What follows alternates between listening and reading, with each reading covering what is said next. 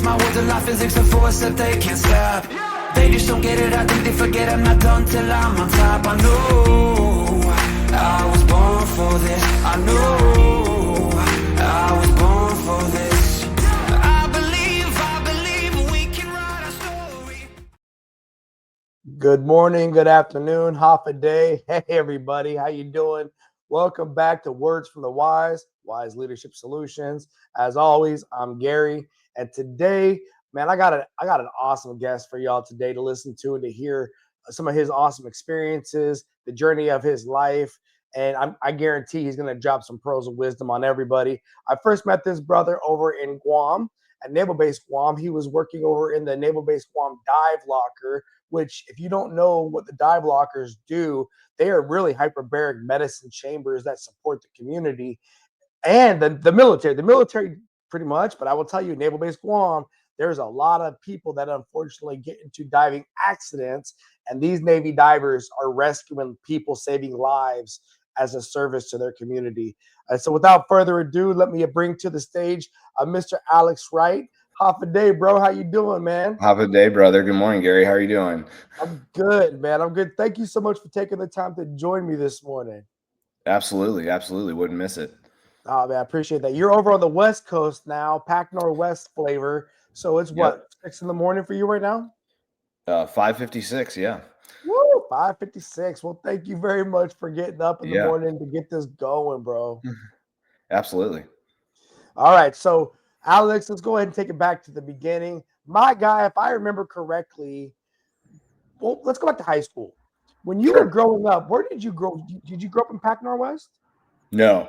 I was an East Coast kid. Grew up actually in very rural Virginia, out in Shenandoah Valley, right in that area. Yeah, I mean, shoot, starting in high school, I was basically, high school athlete, good enough to do that, but not good enough to do much else.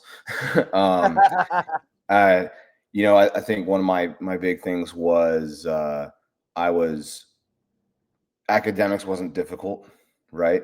But I also wasn't really sure what I was going to do with myself, so therefore didn't really have a whole lot of motivation to do better than I had to do. What's the result? Great test scores, not great grades. So that was sort of the summary of my high school. I went to two different high schools. Left public school, had gotten in some trouble going through middle school, started into public high school, and then very shortly was like, hey, you need to not be here anymore. Ended up at private school, and then went to another private school, just because I had a better opportunity, really. And then finished out high school fairly normally, small high school, very rural area. I think I had my graduating class like 45 people in it, so pretty small place. So it sounds like a small town. It sounds like a small town environment. When you were looking at life after high school, because a lot of my listeners are my students, and they're coming of age, right? They're working through the high school process. They're looking at life after they graduate high school. At what point did you start thinking, hey, maybe I don't want to go to college? Or were you thinking about going to more education after high school? Or when did you start looking at it as, I believe you went Coast Guard first. Was that correct? Yep, that's correct. Yeah. I mean, really, in reality, you can go back further than that, right? I always knew, and I'll put it unequivocally, always knew that I was going to wanted to serve in some way. And we're talking like little kid running through the woods. Hey, I want to be a soldier. Hey, I want to be in the Navy. Hey, I want to do this. That was always on my radar. Right.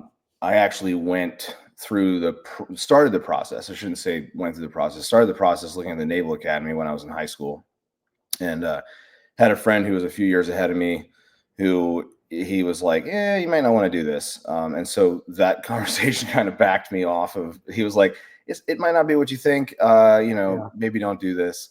My grandfather had gone to the Citadel, and he, very famously, him saying, he had retired. He had started in the Army and then gone to the Air Force, and then had retired out of the Air Force as a 1-star. of course, many, many, many, many years ago, World Right. War II guy.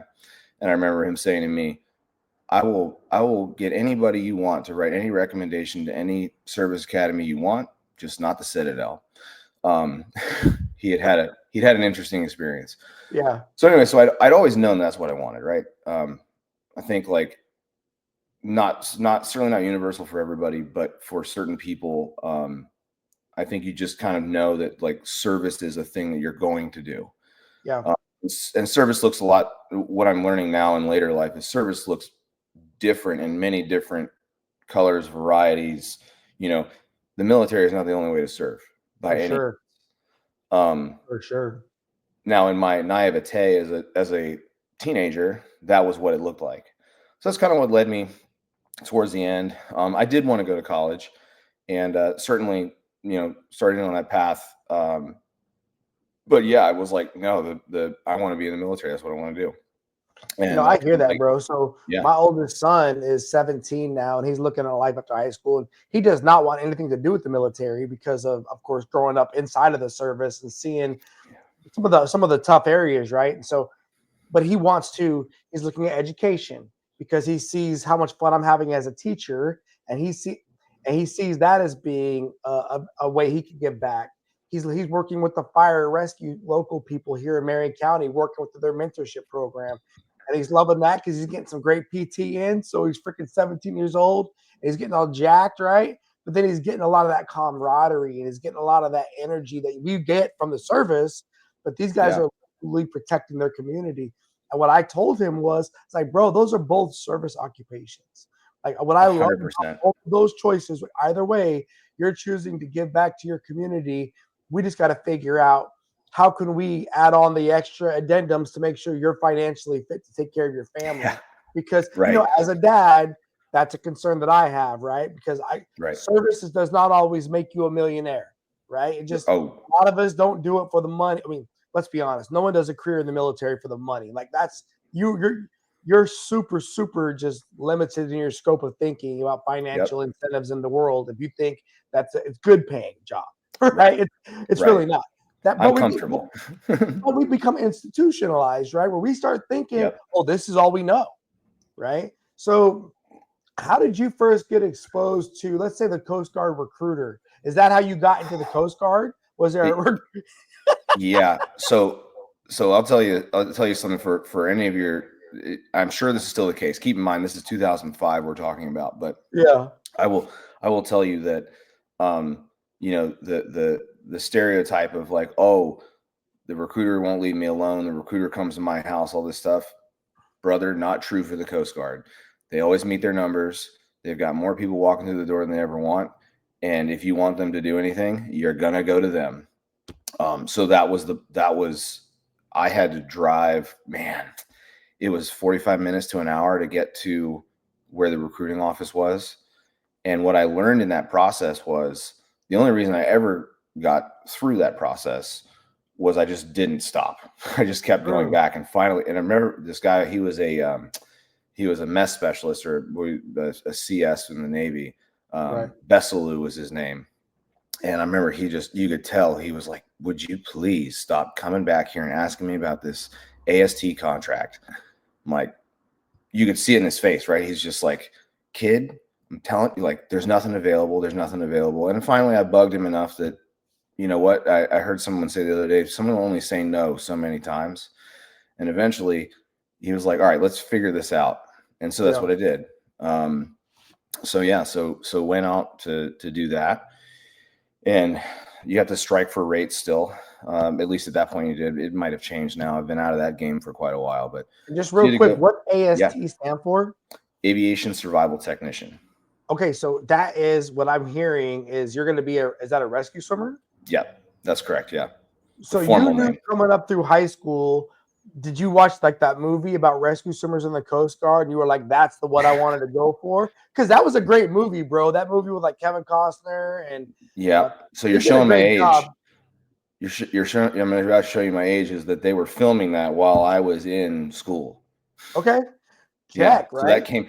I think it came out in 06, 07. But yeah, that was happening sort of linearly with that.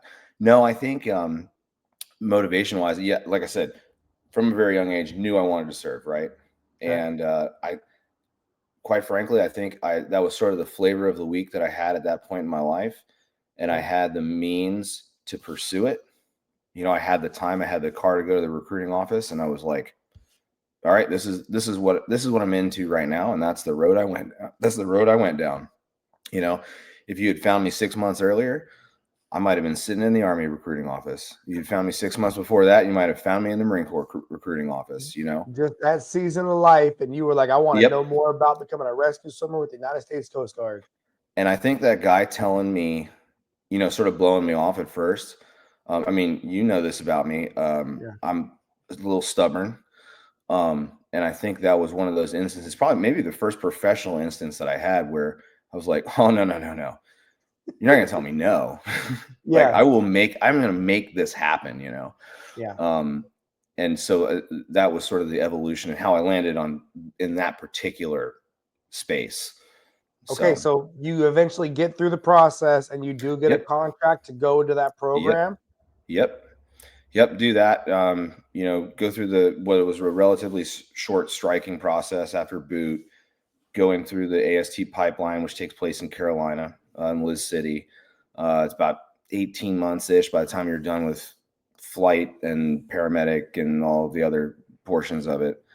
And so then, interestingly, like everybody, you set up to get orders right when you're done. And, I put in for Air Station Corpus Christi. I was like, oh, I want to go to Key West. Actually, I put in for, there's an air station here in the Pac Northwest that I'd put in for, and got sent to Elizabeth City, North Carolina. So about 200 yards across the way where I had just spent my last miserable year and a half.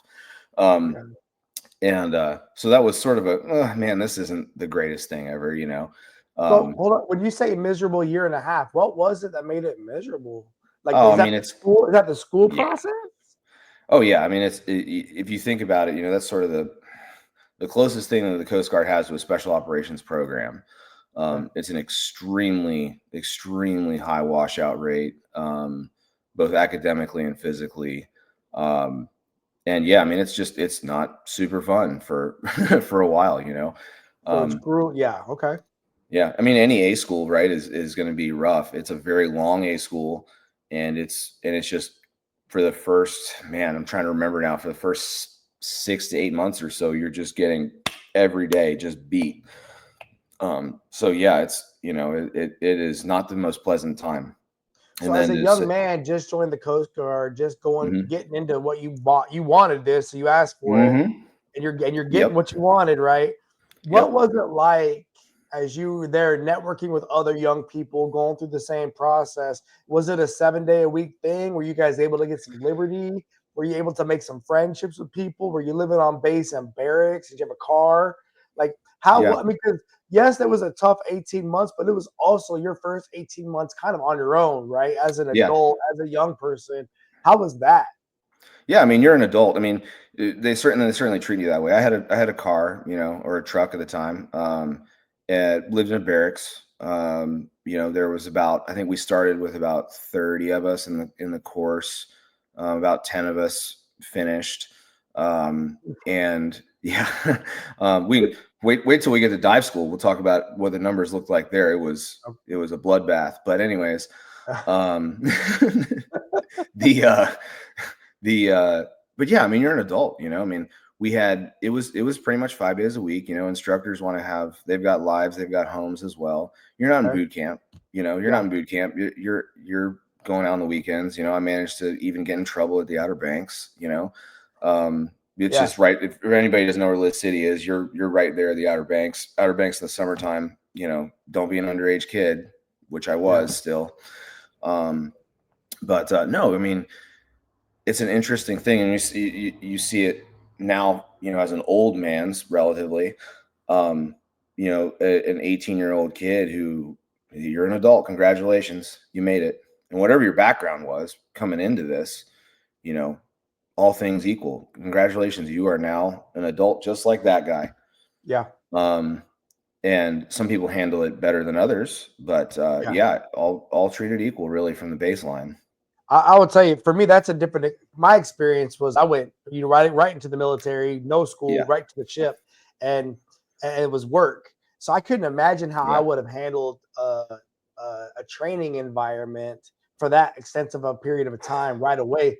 But then it sounds like Monday through Friday, it's arduous as hell. I mean, Hmm. just a challenge because it is a challenging occupation you got into, and there's an elite group of people immediately that all asked to be there typically. They had to Yep. screen, they had to pass assessments, and that's a whole different world than I've ever existed in. I've never been in this place where everybody had to get through. I mean, we had the ASVAB, you had the physical, Sure. but here Yep. you are in a place where it's no, no, no. You have got to be, you have got to have extra sauce, or you're not going to make it through. And like you said, from 30 to 10 or whatever that number Yeah. was, and I can only imagine as you go through that process and see people that you made connections with either get Hmm. dropped or choose to leave the program and Yeah. just be like, damn, bro, like, and then I can see them. I can feel what that looks like. 'Cause I remember thinking in the service, watching people that I really loved in the service either choose to retire or just like I Yeah. said, they quit at work, right? I'm done. And then you Yep. see that you're like, damn, I'm disappointed in you. But then I understand there's a lot, right? And here you're going Yeah. through all that in a very compressed period of time. Plus, you got these extra high instructors who are like, this is shore duty for me. Yay. I'm gonna Yeah. be after you guys. Oh, and Yeah. we're professionals. We want you to be better than us or whatever. So when you get to North Carolina and you finally graduate, Hmm. um, what's the op tempo like for you there, going there your first duty station? Yeah, so I tell people all the time, it's like, the Coast Guard is weird. It's military, right? Under Homeland Security, but it is much like being in a fire department, schedule wise, job scope wise, and environment wise. Now looking back, especially, Mhm. um, very similar. So we would work. I think we had a 4 and 3, or depending on how many people we had at any given time, you'd do like uh, two on first call, 2 days on second call, 3 days off, and so you'd rotate and like what. So while you're on second call, right, that was like your time to work quals and admin and training and stuff like that, unless we got a second tone, and then Right. and then you have 3 days off, and then you were on for 4, off for 3, on for 4, off for 3. But those are the first 2 days of those 24 hours.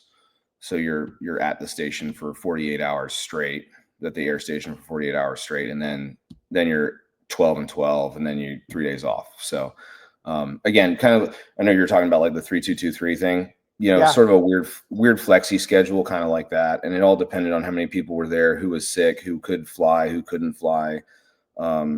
It sort of it moved around, but yeah, that's the best way to equate it. Not your typical kind of like, hey, 4 round watch station, 7 day, not as much, no port and starboard stuff like that. So a Okay. bit different, But but also, like you said, I think that the firefighter analogy is phenomenal it because is. you guys are on standby for Yep. somebody having a problem out in the ocean, right? Yep. Or there being a thing they want you to go look at and go check out, and you got to get out there quickly and which is why they're a part of Homeland Security because you guys are again Right. Coast Guard, right? They're there to defend the nation's coast and then help people that are in trouble. And if you look even more recently down in Texas, God, when all that stuff went Yeah. sideways, you had those freaking people from that community down there just snatching Let's people and go. getting them back up in the Yep. airplane and the helicopter, and that's what they train for, right? And they get the Oh chance to yeah. go help people. There's a Um, lot of there's a lot of jealous swimmers out there. Haven't seen what those guys were able to do, because that, I mean, that in a yeah, you're fascinated. You end up being fascinated with the terrible, and like that, you live for that adrenaline. it And it's the you never nuance want of to see who it. we are, right? It is, yeah, I mean, I was a 100%. firefighter for the majority of my career, and my young firefighters, they would be so upset when there wasn't fires, and I would tell Yeah, them, "Look, bro, my job is to prevent fires, so y'all don't got right. to be in life in risk." But I get it, Mhm. right? And keep that Yep, energy because I want you to be optimistic to look forward to putting yourself in danger's way. My right. job is to neutralize the danger as much as possible as we go, right? Yeah. And so I could see, I mean, it's the same thing as like tomahawk launchers, right? They want to all push the buttons. Yeah. And and then Yeah. they see some of the things that happen where we go kinetic overseas and we just really drop things, and there's But there's yeah. gonna be some animosity. Oh, that's lucky for you. You got it, man. But then it's nuanced again because it's warfare, right? Or it's Yeah. because somebody's going through a very bad day or they're having very traumatic moments, right? And yeah, Yeah. I get it, bro, Yeah. 100%. Yeah. So yeah, so that was the tempo there. And summer was busier than winter, depending on how many people you had that were making bad decisions on boats, things like that. Yeah. And medevacs, you get quite a few medevacs off of like a commercial ship, something like that. You need to get somebody off, which was always interesting because they don't stop. You just kind of go with it, and so interesting stuff. Again, you become an adrenaline junkie. You want to be in the midst of the worst of it, especially as a young Yeah. guy. Um, Yeah. and I think like for me, that was coming into that was like the first time I felt like, okay, I am a professional now who has to be better than I made it through training. I was good at it.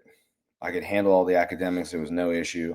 And now I'm like out in the world, and in my mind, I'm like, all right, now it's time to really be the best.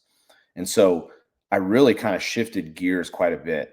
And really like, I made E4, and then on my first round through made E5. Mhm. I was still getting in a little bit of trouble, got in a little bit of trouble, had a little bit of a pause. Um, but I was like, I'm going to be first qualified on this. I'm going to be first qualified on that. I'm going to be first qualified on this because I don't want to work for that guy anymore. Because, quite frankly, we can Yeah. talk about arrogance. At the time, I had youthful arrogance of like, I'm better than that guy, and I know it, and I just have to get somebody to write it on a piece of paper.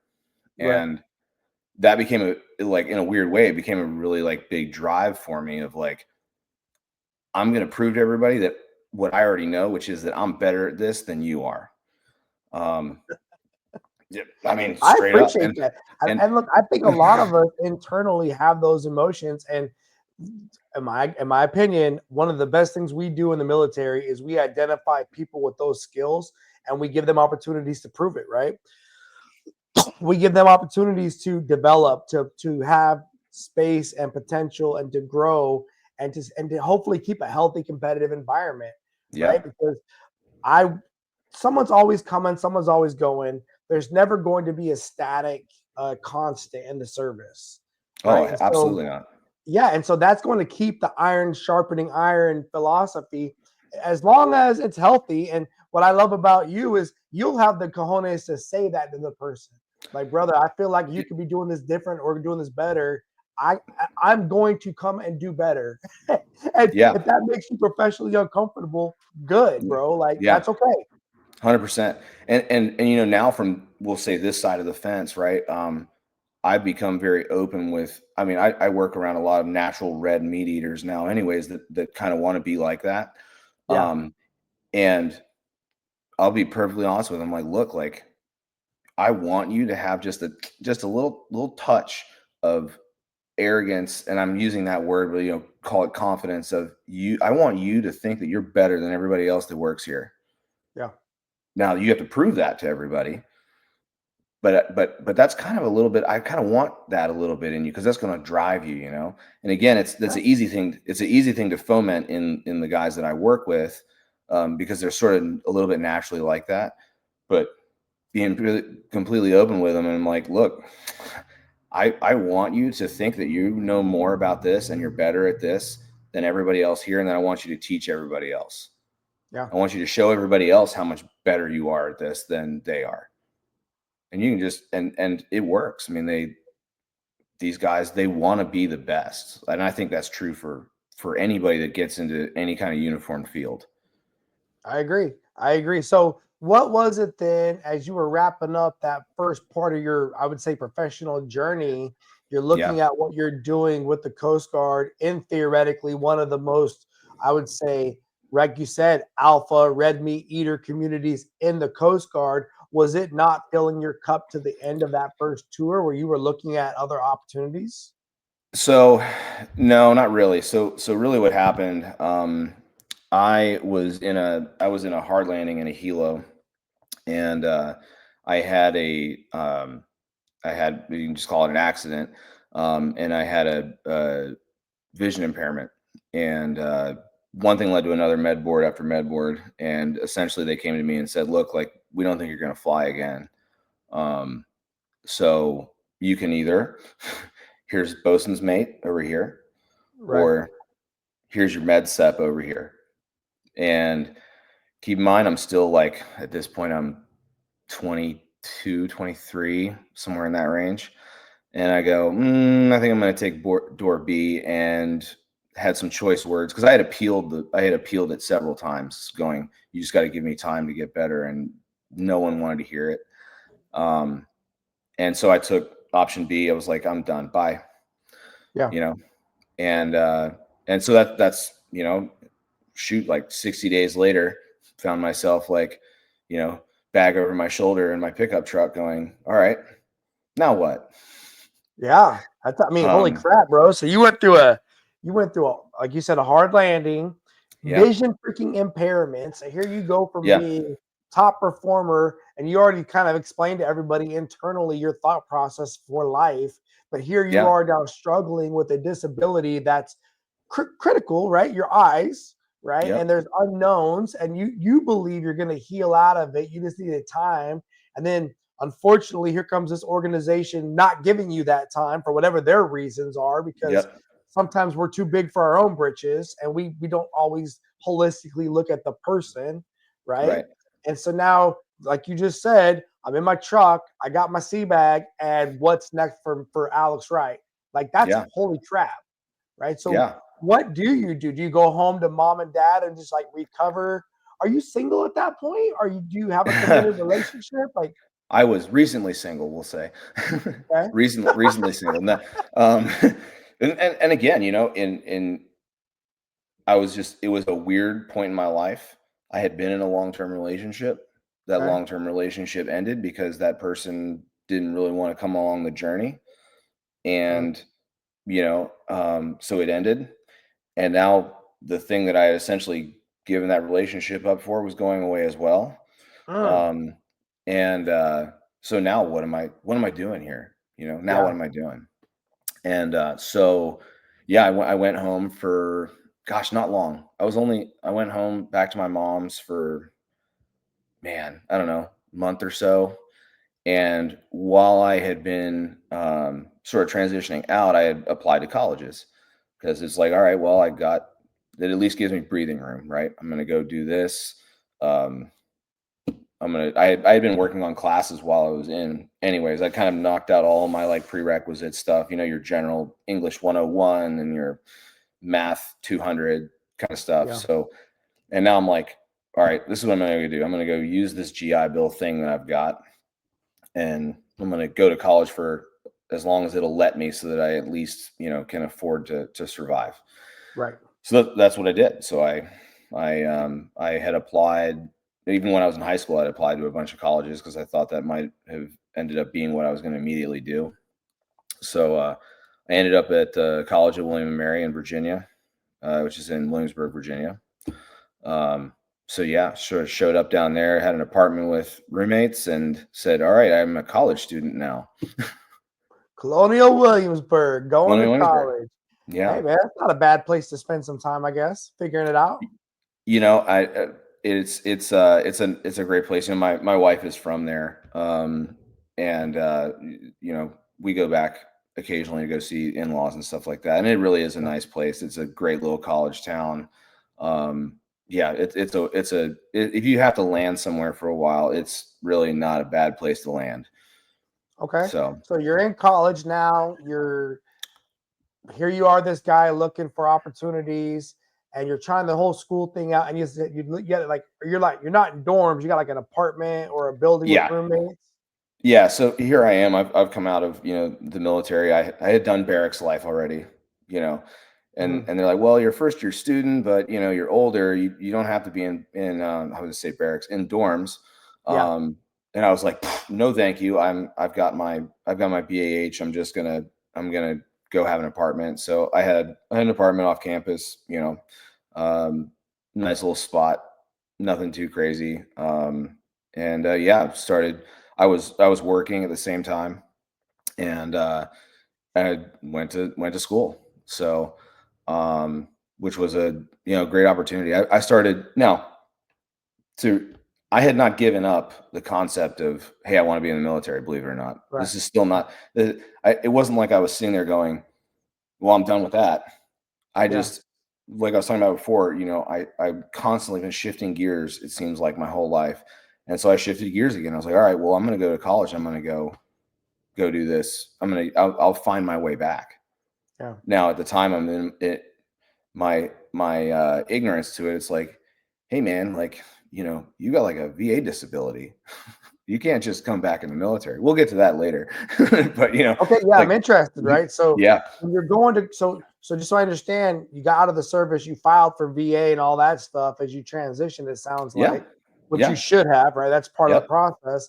And then what are you going to college for? Like, do you have any idea what you want to Pre-med, learn? What is it? pre-med, pre-med. Pre-med. Yeah, Makes sense. yeah, All right, that makes sense. yeah, So you're interested in service, right? You're interested in yeah, serving. You probably got a taste of helping hurt people when you were in the Coast Guard. And so 100%. now Yep. you're interested in continuing on down that path. And hey, Yeah, why not become a doctor, right? yeah, yeah, exactly. I'm in school, and one of the jobs I had was actually working for the ROTC department, and I was helping teach, like, basic military stuff. I was helping do PT plans and do some water survival training that they all had to do and things like that. And that's where I met a lot of people that I ended up, I was friends with these guys. Yeah. This is what, 2009, 2010, that kind of range. Some of these guys were kind of like me, they were prior service dudes, and now they're ROTC cadets, and they're like, hey, I'm going back. I didn't have that option at the time, but yeah, so I'm working there, and that kind of became my core group of friends.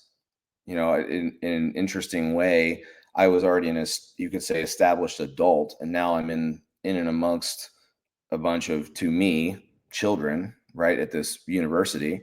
And you're kind of like, well, this is sort of, who are my people? Because these guys' perspective is so different than mine. But I found this core group of cadets, and that kind of became my friend group.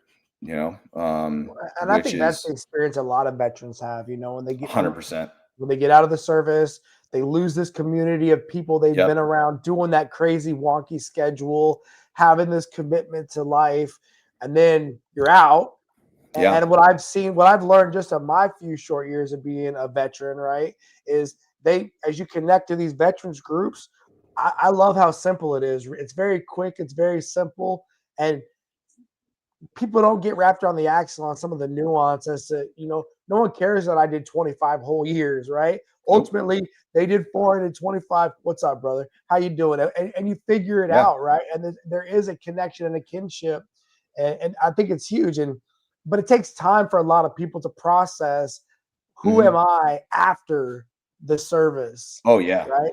Because it's such a huge part of, again, our institutionalized identity, trying to figure out, like, well, who am I without that piece? And secretly, it's why I became an ROTC instructor, because I get to keep a lot of that part of me, and I get to leverage it now to be a communicator and to be a helper. But then never, paper cup, right?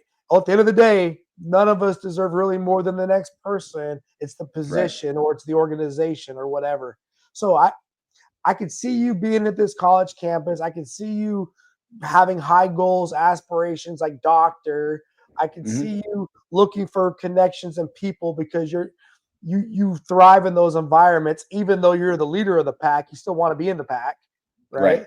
And then here are all these people that are, yes, they're your friends, but they're all working to return to service. They're all working to go back out there again and do the thing, right? How long is it that while you're going to college that you start thinking, like, you know what? There's other paths in this life besides maybe even just becoming a doctor. What does that look like? Yeah. So, a lot of things going on at the same time. So I've got school going on at the same time. I've had, now at this point, I had 4 surgeries on my eye to fix the optic nerve damage that I had, which worked. Okay. You know, outside of a very small blind spot that I, you know, still have today. You know, everything's now at this point in my life it was better, you know, as far as that was concerned. And so now I'm looking at, we're now a year into this school thing. I was going to school year round, you know, so you use your GI Bill by months, not by semesters. And it's Yeah. not like I had anywhere else to go. So I was doing summer classes as well. So I was going to be done with school in 2 years easily. So I'm a year-ish into it. And part of the pre-med program is you had to go do rotations at hospitals to go like assist. Basically, you go be a scribe is really all you're doing, because you're obviously, you're not a nurse, you're not a doctor, you're not anything. I was a little different because I had maintained my paramedic qualifications, but same difference. So I go to this hospital, and you've got to go like 2 nights a week, and it took me about a month of doing that to go, oh man, I do not want to work in a hospital. Kid you not. And part of that was, I think, where I was working in a cardiac rehab ward, and I like looked around and goes, and I remember talking to one of the nurses, like, is it always like this? Like the relationships and the thing? She's like, oh yeah, this actually isn't that bad. And I went, huh, okay. And I'm thinking to myself, this is the environment that I want to do. I don't really know about this.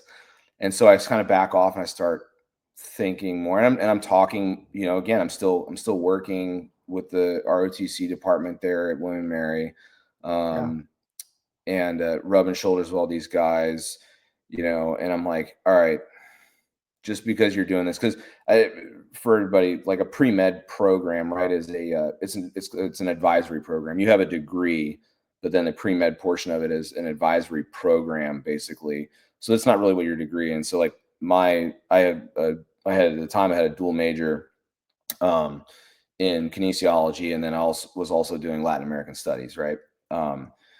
So I'm like, there's other things to be done here, you know. And I start kind of like, in the back of my mind, I'm going, well, I wonder if I could get back into uniform somehow, you know, because it's still, the itch was still there. The itch was still there. And I'm like not saying it out loud, even to myself. Right. Like, maybe I could get back into this. You know, I'm sorry. So, and what's interesting, you're talking about, like, you know, communities and things like that. I think one of the things that troubled me maybe at the time was, here I am, I'm this veteran working with these ROTC cadets, and in a weird way, it was like they had their group. I was certainly, you know, in and associated with that group, and I still have lots and lots of friends that are from that group, but they had their thing because they're going to go on and serve. Yeah. Right. And I've off ramped. So it's like they're continuing down the highway, and as soon as, you know, and I'm watching them kind of get further in the distance, sort of metaphorically, right? Like they're going to become their own group. They're going to move off into the world. And that was tough. That was tough for me at the time. Very tough. And I think that was actually part of it too. You know, it's like, man, I don't get to wear that uniform anymore. Right. And I just mean that uniform, you know, colloquially, like I don't They're get wearing to do stuff that. in their little meetings. They're wearing stuff at their inspections. And again, I've got a polo get shirt. Yep. Yeah, I understand. So what is that? How do you capitalize, or how do you take a step after feeling that way to even just poke it to see if there's any juice there to squeeze? So interestingly, I didn't really. At this point, I didn't. It was just, it's in my mind, right? And then a lot of things, I'm sure we'll get to this, but a lot of things happened in my personal life that changed my circumstances significantly in 2011, really, but starting in 2010. So let's get into it, right? So are you a student at the time in the college? Yep. So I'm a student. So I had a good friend of mine who was a prior Army guy. He had been a engineer, you know, in the in the Army, kind of like a CB, imagine, right, for the Army. And now he was a cadet, and then went back into the Army. He had just graduated the spring before, and so he's now back in the Army. His name's Todd, and he goes on and so this was like our core group of people, right? And so they go out. He gets Ranger qualified, goes through, gets assigned to the 101st Airborne, goes out on his first deployment, and about 3-4 months into the deployment, gets the IED and kills him, right? First deployment. Damn. First deployment. Yep. First deployment. Now, keep in mind, he'd already done Iraq once. So here's a guy. He was a veteran that went to college and got commissioned and went back again. Yep, exactly. So, so that sort of starts changing my trajectory very rapidly, and I will kind of get to that in a bit. And so, you know, going back further, part of this, you know, core group. So Todd is married. Well, at the time wasn't even married, but was dating Emma. And then they got engaged and they got married, and they had a daughter. Yeah. And so now Emma, who's from Williamsburg, Todd is killed. Emma comes back to Williamsburg because her parents are there, and also Todd's family's there as well. Yeah. And so she comes back to Williamsburg. Now we talk about this off-ramp thing, right? And so our core group of friends, to which Emma was attached as well, they've all left, right? They're all off in their divisions and battalions, and they're off doing their job. Yeah. And so now she's back in Williamsburg, and there's nobody there, except that I'm still there because I have another. At this point, I was in my last like semester of school.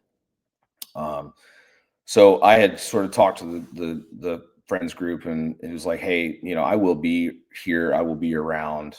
You know, I'll just kind of like be around. Yeah. And so I finished. You know, as anytime something like terrible like that happens, I'm like, hey, and Emma and I didn't really know each other that well, but I was like, hey, if you ever need anything, like I am still around here, you know, let me know. And she's like, well, you know, I've got family, everything's fine. I was like, cool. So I started to finish up school, and one thing leads to another. We'll just say, you know, basically about another year and some change goes by, and Em and I start hanging out way more. And one thing leads to another, and we ended up dating.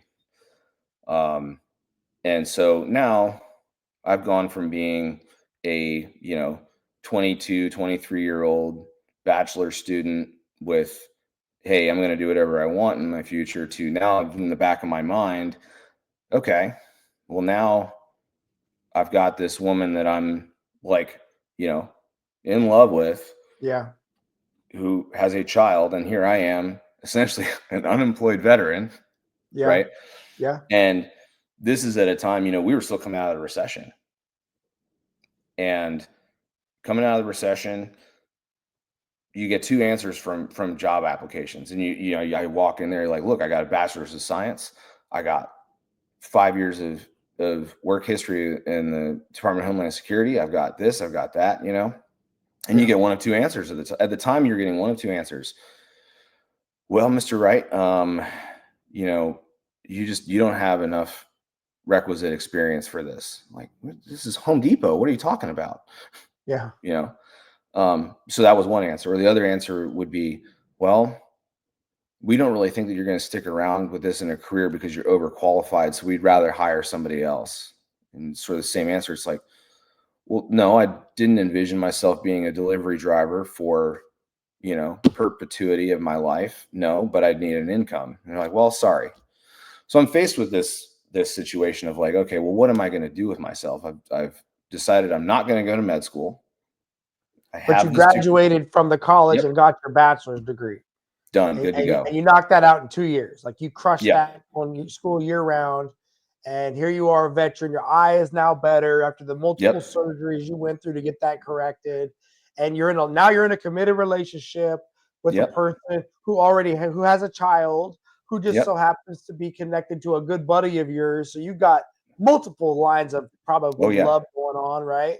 And Yep. you're trying to find a place to take care of them. And you guys are just dating at this point, and Yep. it sounds like you're hitting brick walls of either being overqualified or Yeah. not getting the opportunity you're looking for whatever the reason, right? Right. Okay, so at what point do you say, "Hey, this is not working. I got to do something outside the box"? So, and whatever your to anybody listening, whatever your religious thought process is, whatever you think of the universe, I tell you, some things just happen. So I was working out of the gym, and there was a guy that used to work out there all the time, same time as me, and we got to talking, and I was sort of telling him sort of a brief summary of what we're talking about right now. And he goes, man, he's like, you want to go back in? I was like, well, I don't know, man. I got this VA thing, da da da da. Da. And he's like, but you're better. I was like, yeah, I'm fine. I need to get reevaluated. If I wanted to come off of the list, so to say. And he's like, huh. All right. Well, I'll tell you what. I'm gonna make a phone call. He's like, I got a friend of mine who is the special operations recruiter for this area, for the Navy. I was like, okay, don't know what that means, but sure, okay. He's like, he's gonna give you a call. So calls this guy. Guy's name is Mark Nagel, and Mark Nagel's like, hey,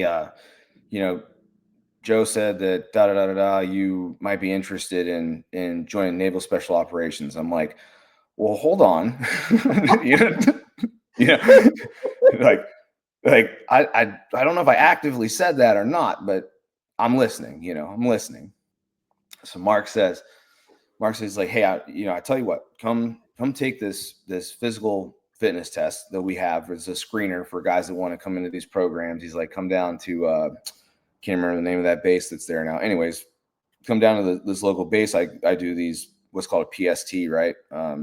Which is your general screening test for all special operations for the Navy. He's like, come down, take this test, and we'll talk about the programs. I'm like, well, I don't have anything else going on, so sounds good. Yeah. And I'm still in at this point. I'm still in pretty good shape, So I go down there and do this test. You swim, you do push-ups, you do pull-ups, you do sit-ups, you do a run. So I do all these things, and again, I find myself. I'm 24 at this point, and here are these other kids that are also in these like depth pools, like waiting to go into the Navy, and they're all like 17, 18, like I was like back. And I'm like looking around going, man, I'm the old man around here. Okay, interesting. Yeah. But I can hang, I can hang. And so he's like, all right, so what's the deal with you? I'm like, well, I got this VA thing. He's like, all right, we can get around that. I was like, dude, there's no like litigation is litigation. Like there's no way around this. He's like, call the VA, get reevaluated, get off the list, then we'll talk. I was like, I'm still going to have this. I still got to get medically cleared to do this, Yeah. Even if I wanted to do one of these jobs, I have to get medically cleared to do this. He's like, just listen to me, go talk to the VA, get reevaluated, and then we'll talk. I'm like, fine. So at the time, the closest VA hospital to me was up in Richmond. So I go up there, basically walk in there, talk to the doctor, like, look, I want to get reevaluated and I want to have a 0 rating. I don't want anything. He's like, looks at me. I'm like, look, I'm trying to potentially come back in. It's like, and it's honestly, I wasn't making enough off of it anyways. It wasn't like it was life changing. It didn't matter. He's like, all right, you get your wish, signs it off. And I did. I passed all it. It wasn't like he like scammed it or anything, but Yeah. he's like, you get your wish. So I call Mark back and I'm like, hey, so, all right, now theoretically I can do this. What is it? And he goes, well, he's like, you got basically 4 options. He's like, you can be a SEAL, which everybody knows what that is. He's like, you can go be a SWIC, which is your fast boat drivers. You can be an EOD guy, or you can be a deep sea diver. Those are our 4 basic programs. And, the 12-year-old Alex looks at this and goes, "Ooh, a SEAL, huh?" Right? Yeah. Like I could still do that. Putting out of my mind the circumstances that my real life is in right now, which is, hey, ding dong, you are dating, in love with a woman who is a war widow and a guy that was just killed in combat, a few years Yeah. ago. Yeah. And, so I re-rationalize that and go, maybe that's not a good idea. So I go back to Emma with this. I'm like, look, got these options that might give me something to do here. What do you think? I was like, I'm just thinking like maybe like EOD. She's like, what's that? Explosive? And she's like, nope, not that. What else? So I go, well, I mean, if we're taking SEAL out and we're taking EOD out, this leaves SWIC and this leaves deep sea diver. I'm like, let's do the diver thing. Let's try this.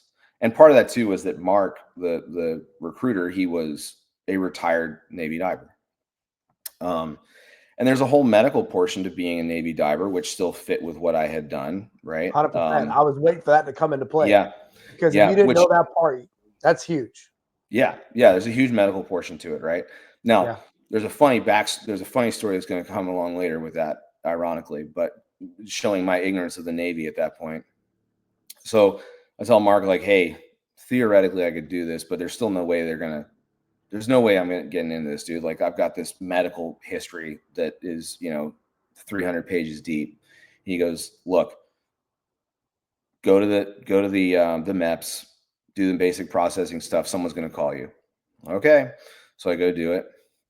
And no kidding, the same day that I walk out of the MEP station, this guy, SOC, who is the active duty component of this recruiting triangle, calls me out of the Richmond office and he's like, hey, I'm typing up your stuff here. What do you want to do? And I was like, oh, well, ND, da, da, da, da, da. He's like, all right, cool. You're going to go see this guy, who's basically a normal Navy recruiter, this guy named Greg Perpignan, it's interesting. That guy you talk about people that come into your lives, these three guys, Greg Perpignan, who at the time was an NC1, he had been a CB, was now an NC1. I think he's still in. Fantastic guy. Absolutely. Yeah. Like, you want to talk about recruiters, like, absolutely wonderful dude. I still, to this day, anytime I have like a big career milestone, I'll shoot him messages like, hey brother, just want to tell you thanks. Yeah. But anyway, so one thing leads to another. They call me and they're like, yeah, when do you want to leave? Like, all right, pump the brakes for a second. They're like, yeah, I mean, like, we don't even have to dep you if you don't want. Like, you want to leave in a couple of weeks, you can leave in a couple of weeks. I'm like, and just so I understand, they accepted like the Coast Guard boot camp, all that's, you don't got to go to boot camp or none of those things. They do like a weird, you get like this little indoctrination, like, hey, this is how you wear your uniform. This is how here's your blue jacket manual. Here's this thing. Here's that thing. Yeah. And so now one of the cruxes of this whole thing is that right when I got out, I had just made E6. I had, in the Coast Guard, they have cut lines. So I had made cut line for E6. And then I got out. I had to come back in as an E4 in order to pick up a rate in this program. That was kind of the rule at the time. Yeah. But I will tell you, I was a former recruiter, and I will tell you, putting in veterans is hard. Right? Yeah. It's not easy. Yeah. But I think what you're highlighting for people is that for the right program, for the right person, with the right people, they can make things happen that are magical. They can. Those are my favorite times in the Navy, right? I hate when the bureaucracy is such a crazy mess. I love when the problem solvers have the right positions, the right authority, and they just streamline it all and they get it moving. And that's I think that's the frustration that I have when I know it can really be that simple and then it's not. And I'm like, why are we complicating this process? So I'm super 100%. grateful. But like you said, whether it was God, the universe, energy, whatever, you meet that guy in the gym, you have this authentic conversation about life, and he just happens to be a dude that can do something, and he takes it personal, right? Yeah, 100%. And he didn't have to, and then I love that. Step one, though, you got to do this PST, bro, because I got to know you're not wasting my time. And you go That's what it was. It's 100%, but you smoke that, right? Yeah. And then he's already got the conversation with you, so he knows you. you could put words together, so you're academically sound, right? Yeah. You just crush the PT test. Oh, by the way, your background from being in the Coast Guard and doing all that Mhm. stuff, you can handle the pressure of the training, whatever it's going to be. And now Yeah. it's dealer's choice because it's up to you to survive whatever training pipeline you're going to enter into, right? 100%. There's no guarantees. All they're Yeah. guaranteeing you is an opportunity, baby. Opportunity, baby. Yep. That's it. Yep. And so, Yeah. so when you go back to Emma, you're like, hey, so guess what? It actually all kind of worked out. And they're saying I can leave tomorrow. Is she like, all right, yippee-ki-yay, let's go Navy diver, deep sea diver? Yeah. Yeah. I mean, so Okay.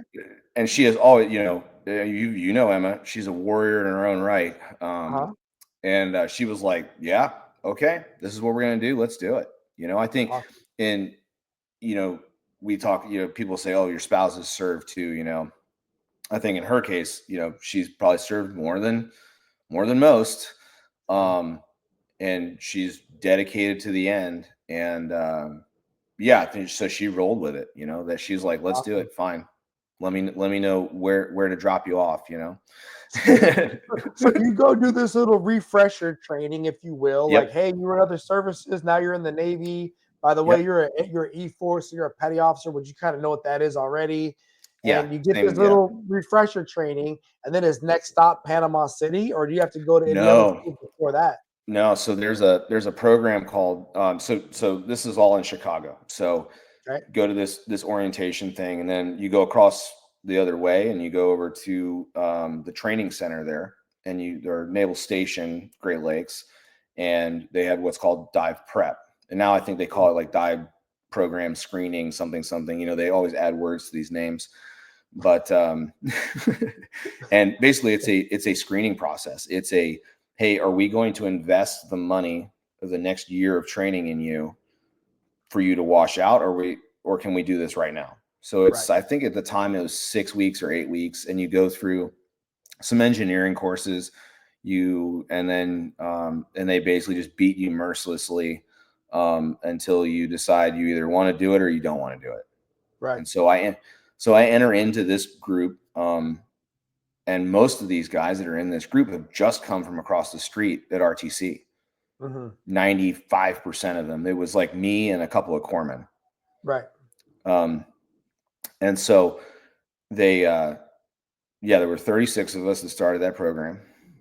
And that was like in the beginning of the summer sometimes, like I think it was like June, and we left right around Labor Day.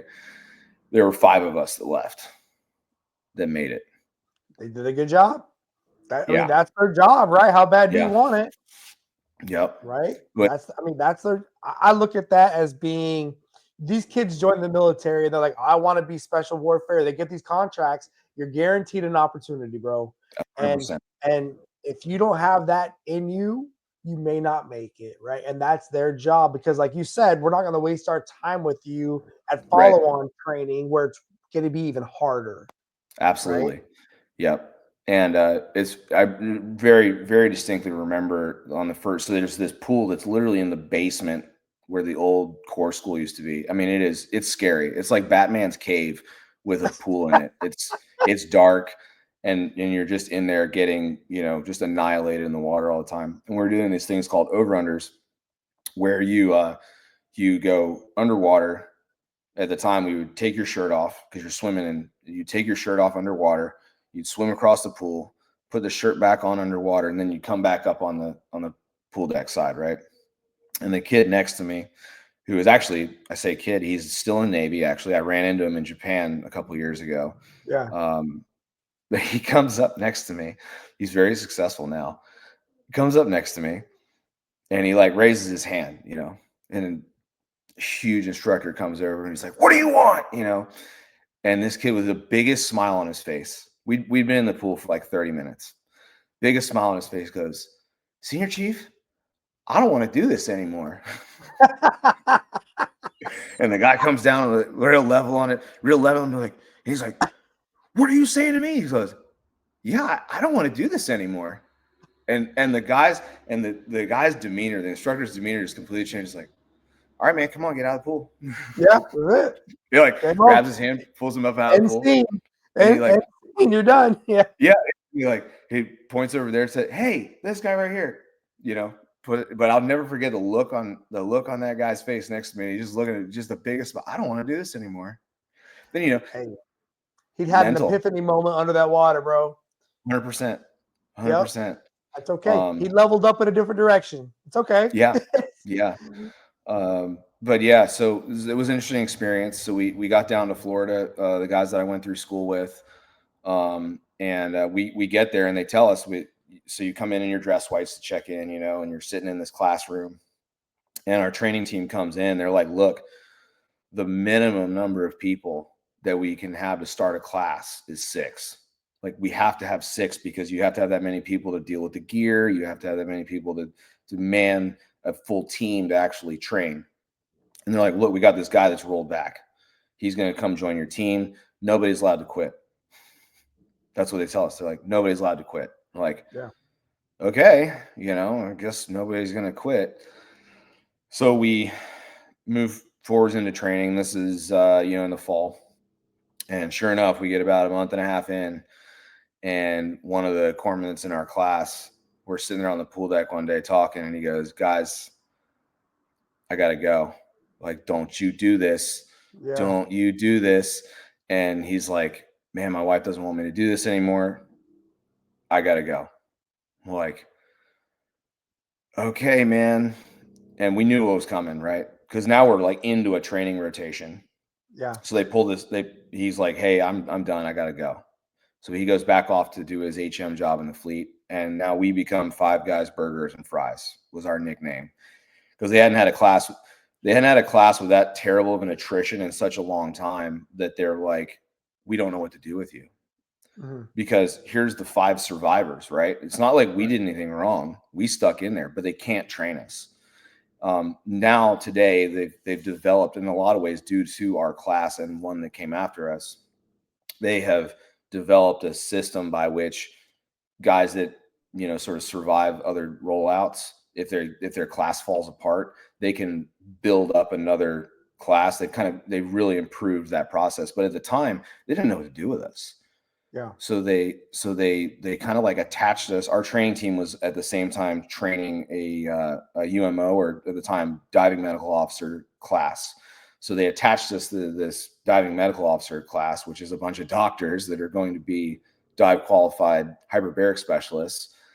And so we get thrown into this, we'd call it like a gentleman's course almost. But you want to talk about learning a lot, because now we're attached to, there was like 8 doctors that are going through this course, and they're all hyperbaric medicine specialists. And so like for a fundamental knowledge base, like it was phenomenal. Everybody kind of looked at us weird because it's like, what are all these dirty enlisted doing running around with the doctors? But great opportunity, So it's actually very smart, right? To get divers to have that level of, just to back up the doctors, right? To have that level of support. Awesome. Yeah. And does that mean your training is still progressing in this new pipeline, or are you guys just cycling until you get tossed back into the rotation again? Yep. We had to wait for another class to form up. So we waited another, I think it was about another month and a half or so before another class showed up. And then again, they've improved this process a lot. We had to start back at the beginning. Oh.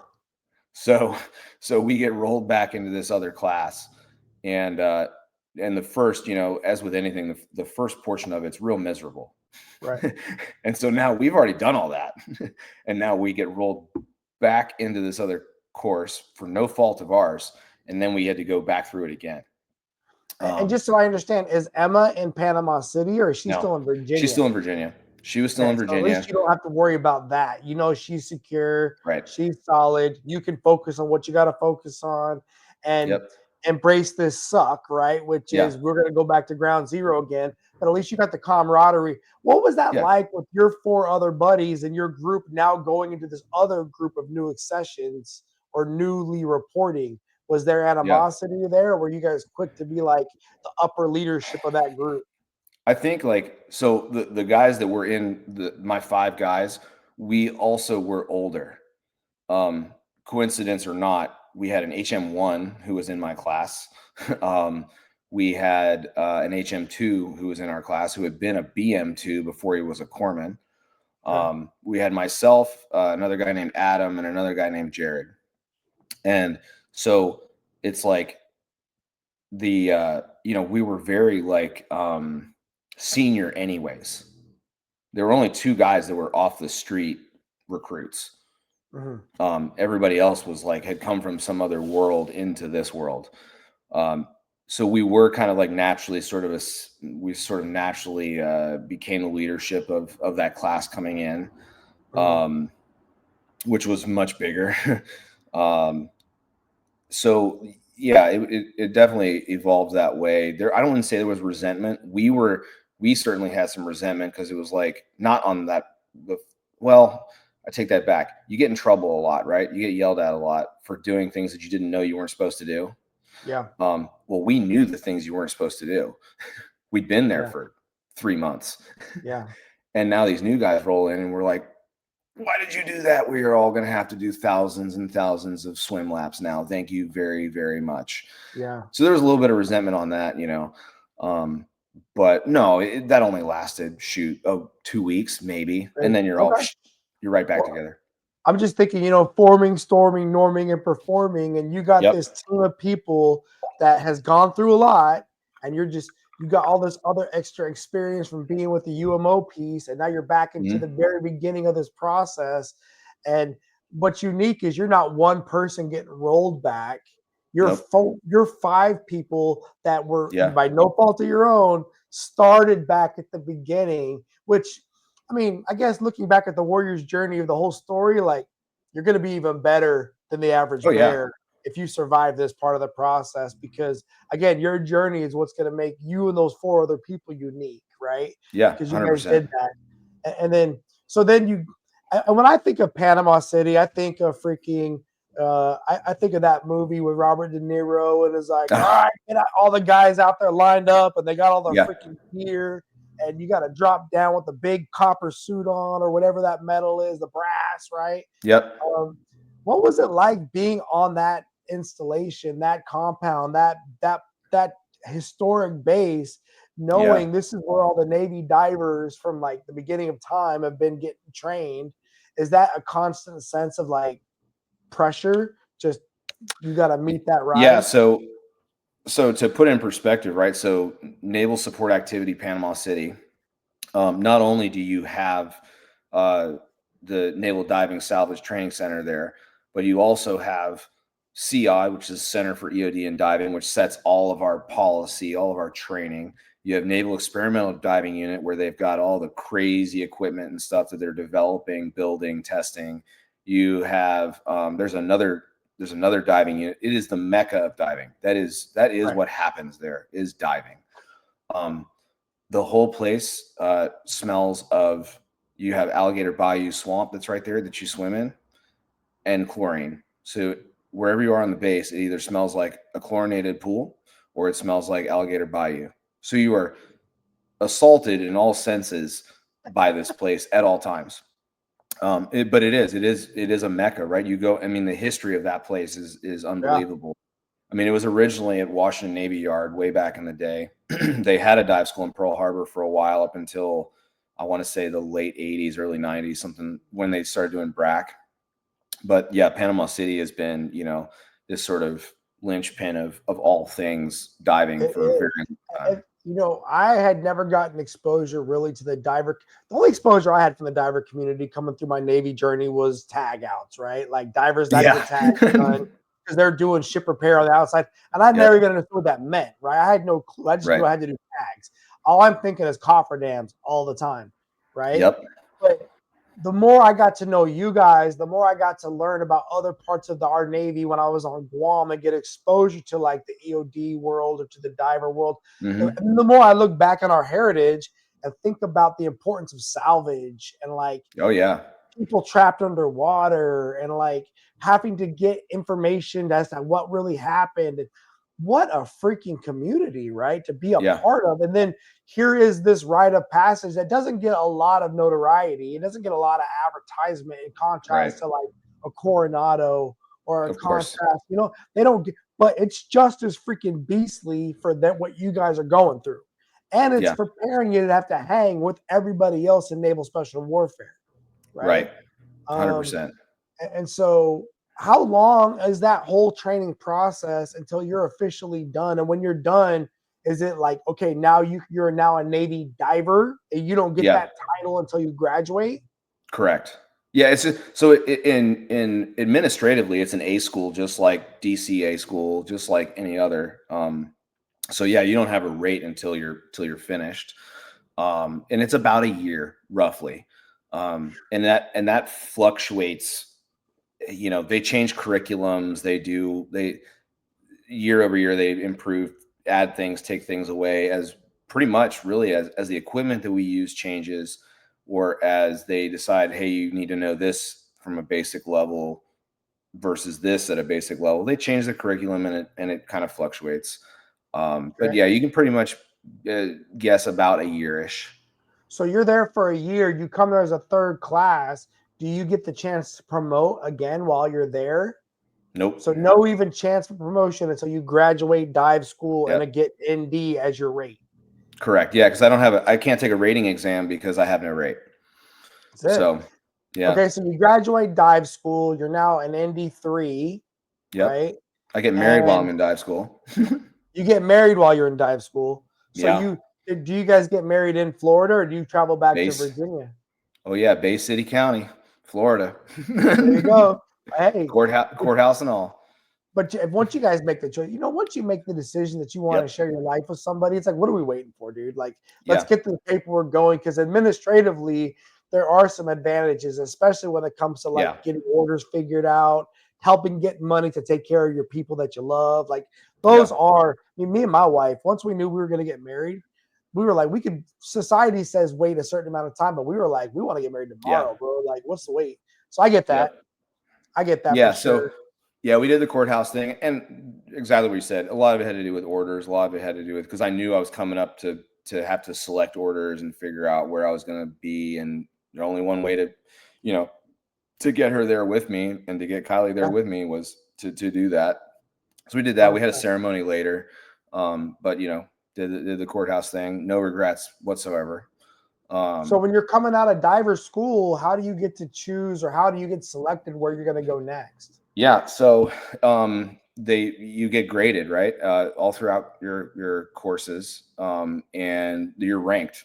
Hey, first graduate gets to choose first. Last graduate chooses last. Now, you amongst your class, you can kind of like work it out. Like, hey, man, like we're gonna let this guy do this because he's got a family, or like he really needs to do this. So it's not like super cutthroat. But yeah, Right. if you're the top graded guy in your class, they come out with a scratch sheet, and they're like, these are the things that are available for your class.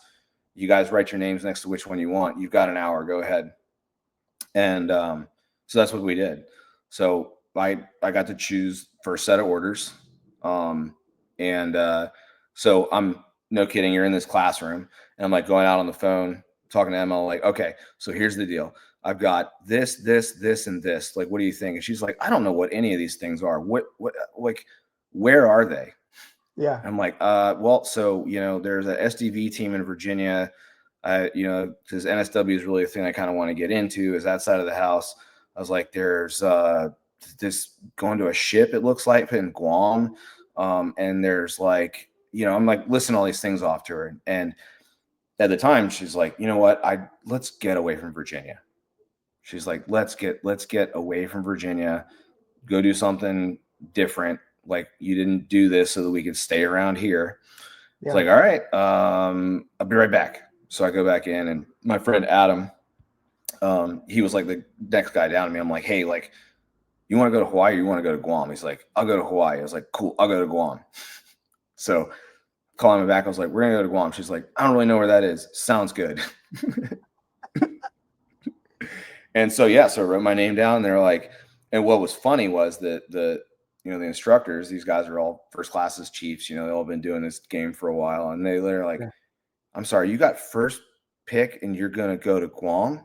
Yeah. I was like, yeah, man, like, Why not? go out there. Yeah. I was like, I want to go out there where the work is. I want to go out there and do the job, like, I like, that's what I want to do. And they're like, okay. I mean, like that was their expression. Like, okay, man, you say so. There's a lot of good options here. You sure? Before I, yeah.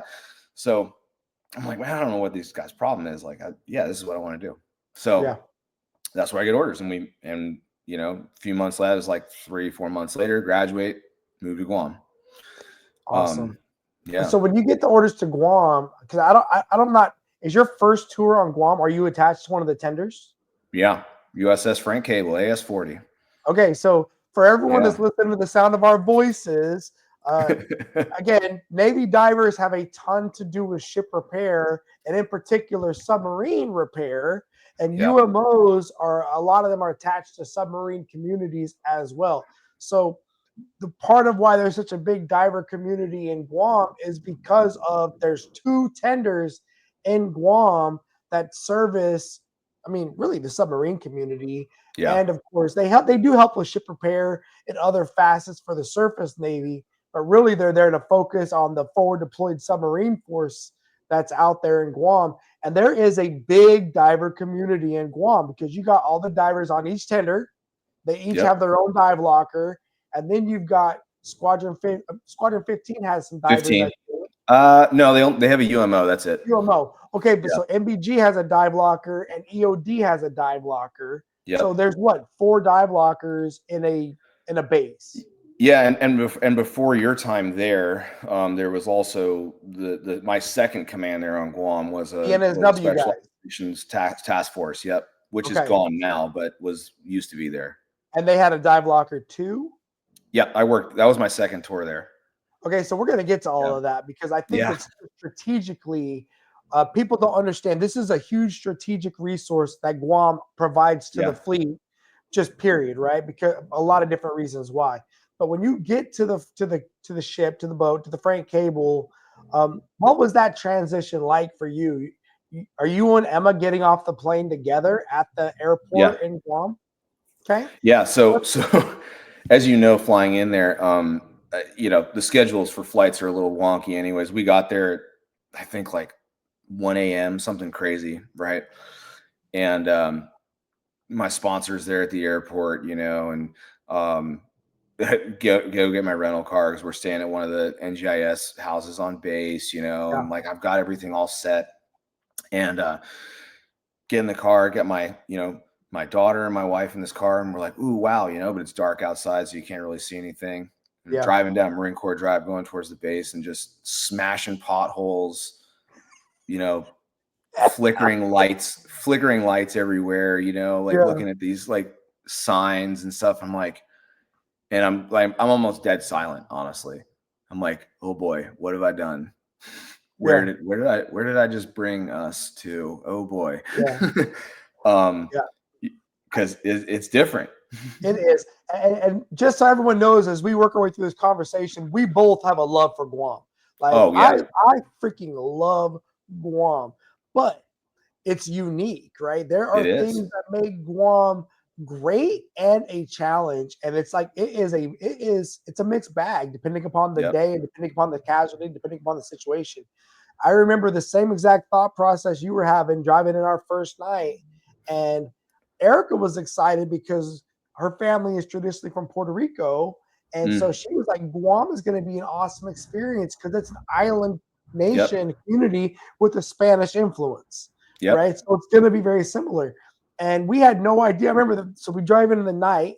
We drive out the next morning. We're driving by that big cemetery on Marine Corps Highway. It has all the Spanish, all the saints. Oh, yeah, right? Before the hospital there. Yeah. Yeah, and I'm just thinking to myself, like, what cool freaking heritage on this island, how they pay respect to their heritage, right? Because they equally respect their Spanish heritage, the Spanish Catholic part of them, as well as the Chamorro, the island. And then there's an interspersing of all these different Pacific Island cultures on Guam, right? Yeah, and it's beauty. It's freaking beautiful there. It is, But you're a long ways away from a lot of things. Oh, right? Yes. Super long ways away. So when you get to the tender and you get to start working, what's your first impression of the job that you got into? I mean, because that's not the most glorious part of the Navy diver community, but it's hard, right? It's Hard. yeah. work. Yeah. So interestingly, so the ship was deployed when I got there. So I came to an empty pier. Now the divers had a stay behind team because obviously there's still tons of work to be done there. And so that was sort of where I initially started. And I tell you what, you want to talk about long days of, like you said, it's certainly not the most glamorous work, but Yeah. you look at the news right now, right? Of like people dropping tomahawks, things like that. You are, no kidding, you are making sure that boat gets out there to drop said warhead on whatever forehead is designed to be dropped on. So yes, it's grueling, long days. But great work though, fantastic work. Really, I think lockers like that, which I'm at a similar one now. We do service work now, but now 10 years later, coming back full circle, it builds a really good team because you have a dive team that is working together as a unit all the time. That's your crew. You're not farmed out to a SEAL platoon. You're not farmed out with an EOD team in onesies, twosies. You are your team. So it was really, honestly, it was a great place to start. I had wonderful people that I worked with. We in my family, we all agree it's like, man, it was the best tour ever. Now, granted, I was a third and then very shortly after second class, and then I also made first class there. But I didn't have a whole lot of responsibilities, really. I say that I was the LPO for the last couple of months I was there, but I think part of what made that job so awesome was I just got to do my job, Yeah, man. I get it. There was a lot of that. You take those things you appreciate those more when you look back after giving responsibility. You're like, man, it was a lot more fun just, being on the team. I went to a men's group here after I retired from the Navy at the church because I'm looking for community, right? I'm like, I'm retired. I'm looking for community.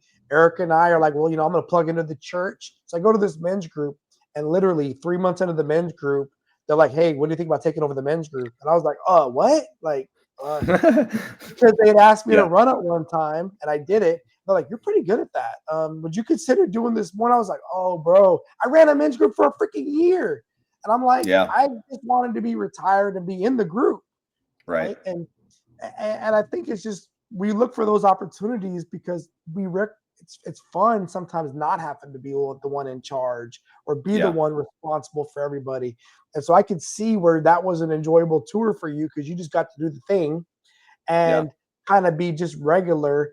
And unfortunately, that only is going to last for one tour because, again, you're looking at your time in service, your years of age, plus your pay grades, and it's all going to move forward. And then in Guam, I think everyone needs to understand first of all, you're in a remote location, even though technology helps, you're still in a remote location and the time zone difference.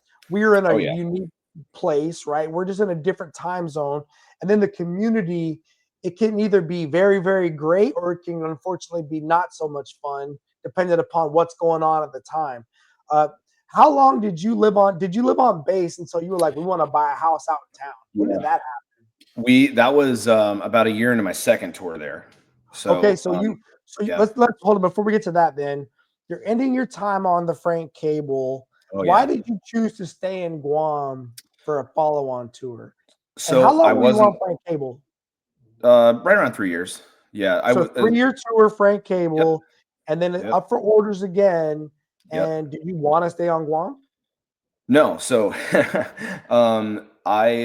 again, I was like, hey, I want to go do the SDV job, right? SEAL delivery vehicles. And so I got orders to go to Hawaii, SEAL delivery vehicle team 1. Okay. I'm like, cool, let's bounce, Now the way we do orders is a little bit different or at least it's changed now, but it's all very like, hey, make a phone call. Hey, I want to go here. Yep, that's available. We'll move you. So I go to this, I'm going to go to SDV 1. Great.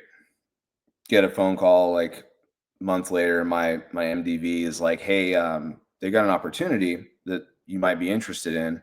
They're looking for somebody to join this. They're standing up this task force and they need divers to join this task force. And you got to screen for it. You got to be, do supervisor quals, things like that I had. I was like, sure. I mean, sounds great. He's like, trust me, this is going to be a great thing for you if you can do it. And I was like, okay, what is it? He's like, okay. So I go and screen for this thing, which is really just an interview. And they're like, yeah, you want to go this Special Operations Task Force 512, which, to put it in historical context, at the time, you've got all your like Abu Sayyaf, you've got like all of your sort of ISIS satellites running around in Indonesia, Malaysia, the Philippines, things that aren't talked about a lot in like general news media because like it wasn't sexy. But there's a lot of things that happen in the world of terrorism that are not in the Middle East.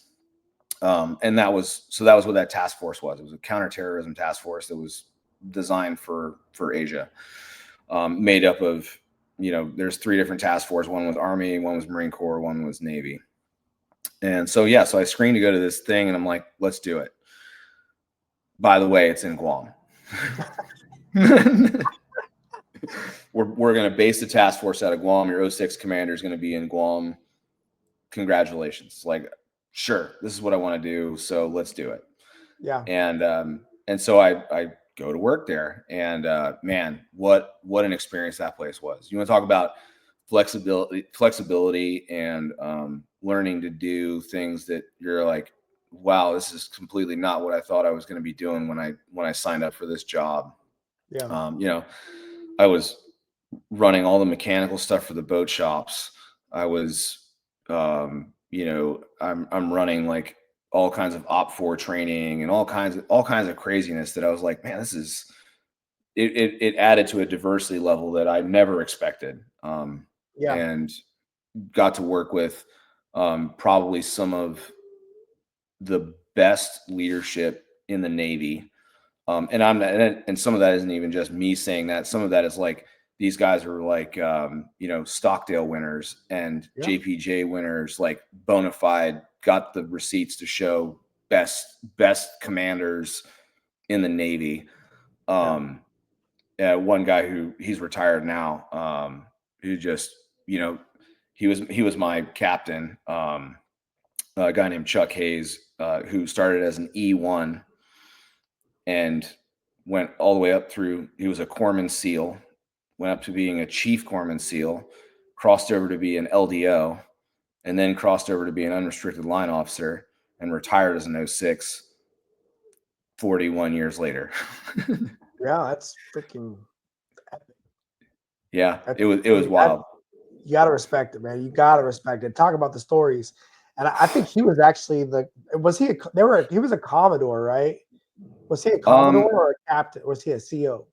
He was so technically it was weird the way they had it structured, right? So we had a CTF 71, which he was the Commodore of, and then he was also the commanding officer of SOTA 512. So he was like a dual hat. Just absolutely phenomenal guy, leader, everything. Still talk to him occasionally. His wife and my wife are friends. Just absolutely incredible person. And in a long string of incredible leaders that I've gotten to work for, honestly, but he certainly stands out. He was something else. Well, and what I love about that story is they recognize again the potential within you, and they didn't just box you into saying, "Oh, you're only going to do dive locker stuff." They were like, "No, but this guy's got management abilities to do a lot of things," and of course, divers also in their community is a lot of mechanical background. Yep, because you've got to maintain all your equipment, and that's your role in their community, right? Yeah. And they just sounds like they expanded that role to a bunch of other things, and you just kept eating. You just kept eating it, right? Like the kids would say, you just kept eating stuff and doing good things. And I remember when I got to Guam, you were just coming to Naval Base Guam Dive Locker from there, and they. I don't remember. I think the CMC at the time contacted me. It was like, this guy is freaking Matt Heineman. Yeah, and And so I know you had a phenomenal tour with those people there. Like I know Yeah, you had a great time there and did great things. And it sounds like that task group was not very long lived. It sounds like they did a correct. few years and then they shut it down. Yep, I left when I that was the point at which I departed. There was when we closed it down. Mission accomplished, et cetera, et cetera. Yeah, and closed it down. I'll say like this to the diversity and tasking portion of it is the thing I learned there. And for your students, if you think for a second that like if you're going to be successful in all of these things, right, and you're going to go forth, you think you're only going to do your job, and that's you're like, well, I'm going to be a diver, and that's what I'm going to do. I guarantee you're going to find yourself in a situation that you're like, this is not what I expected to be doing. Which I'm Yeah. sure we're going to talk about. We're going to talk about COVID on the next couple Coming up minutes. next. Yep. But it was like wow, I didn't expect myself to go to, because they sent me to Evinrude School. They sent me to, that's the great thing about NSW, right? They're like, what do we need to make you successful? And they're like, yeah, just go to school, go on, we'll pay for it, go. And so great opportunities, to go do those things. Hey, go be a tactical operations officer, go be a battle watch captain, go do these things, right? If you think for a second that your success is going to be only measured by like the thing that you thought you were going to start out doing, then your vision's too narrow. Well, and you're limiting your own scope because Right. situations on the ground dictate what we're going to do to respond, and the best team members know, okay, how do we as an organization shift to respond because we're going to win, right? Yeah. And that's it. And God, those are my favorite teams to be a part of, though, where everybody's willing to do whatever they got to do to win, right? Like, and no one's wrapped around the axle of, but my billet says I'm supposed to be this guy. right. Bro, like, okay, but that's a non-plus conversation for you and I. You're not the guy I need to talk to. Next, right? Yeah. Because that's how I am. I recognize that very quickly. Like, you're not the one. Keep it pushing, right? So you get to do this great time at NSW. Yep. Okay, you just did 2 tours back to back Guam. It's a 6-year run. You purposefully bought a home now on Guam and moved up on the mountain. You had a beautiful home, beautiful view, all those things. At that point, after NSW, did you want to continue on at Guam and go to the MBG dive locker?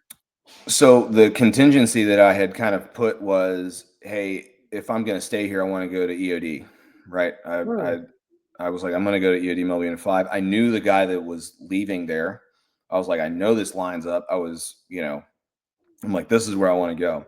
And the detailer at the time is like, but your seashore rotation, because I've been on, this is because I spent a little over 3 years at the task force. He's like, well, you've been on sea for 7 years. I'm like, since when do we do seashore? We don't do seashore rotation. Like, it's a nominal thing on a piece of paper. We don't really do that. He's like, no, you got to go to shore duty. I was like, okay, well, what's shore duty look like? He's like, well, you can go be an instructor, or you can go to Naval Base Guam. I was like, well, I've got friends that are instructors, and sorry, homie, but that's not my stick. Yeah. And so I was like, I'll take the MBG orders. Let's do it. And so that's kind of how MBG happened. And conversations with Emma, and Emma loves Guam. And at this point, I had had my son was now, 4 or 5. He was born on Guam. And we're like, fine, let's do another one. So that's how MBG happened. So sign up for another round. So you get to Naval Base Guam dive locker, and you've already had an affinity. You've already known of people there, I'm sure, by that point. Oh yeah. Because again, the diver community is very tight knit in Guam across the community, not just different subsets, but the whole community. Yep. You guys are all knowing about the regional dive locker rotation. You got all that. I'd already been doing it. Yeah. So you already had probably qualifications for the MBG dive locker.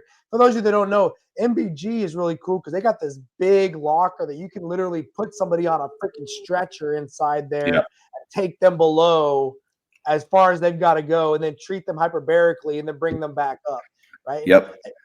and it's like the Cadillac of the dive locker world, if you will. There's only that one and what Guantanamo Bay, I think, had the two big dive There's lockers like that. so there's big ones in Florida. There's Hawaii, they've got one. I'm not sure about San Diego, I can't remember, but there's a few of them, but not many. And certainly none of them are employed to the degree that one is there in Guam. Facts. That's the big difference. And that's the thing. You guys are getting a lot of business from the military community and unfortunately from the civilian sector that has people in need of support quickly. And it's always a quick response time requirement. And that's why you guys had that rotation of all the divers in the community so people could have a weekend and not be worried about getting called up to respond. Right.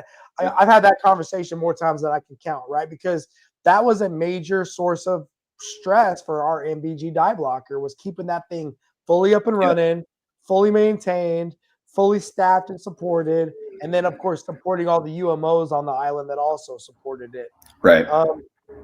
So when you get to MBG, and again we get there very similar time, and it's pre-COVID, right? Yeah. 29 summer 2019 is when we both got there essentially. Yep. What did you think about it once you became a part of the command? Was it what you were expecting? So interestingly, so Captain Grimes, so he had been the squadron commander when I worked at the Frank Cable. Yeah. We had had a one of my teammates died on the job while he was the squadron commander, and that had through that investigation process, that's actually how I had first known him. So I knew him, and I certainly knew of him.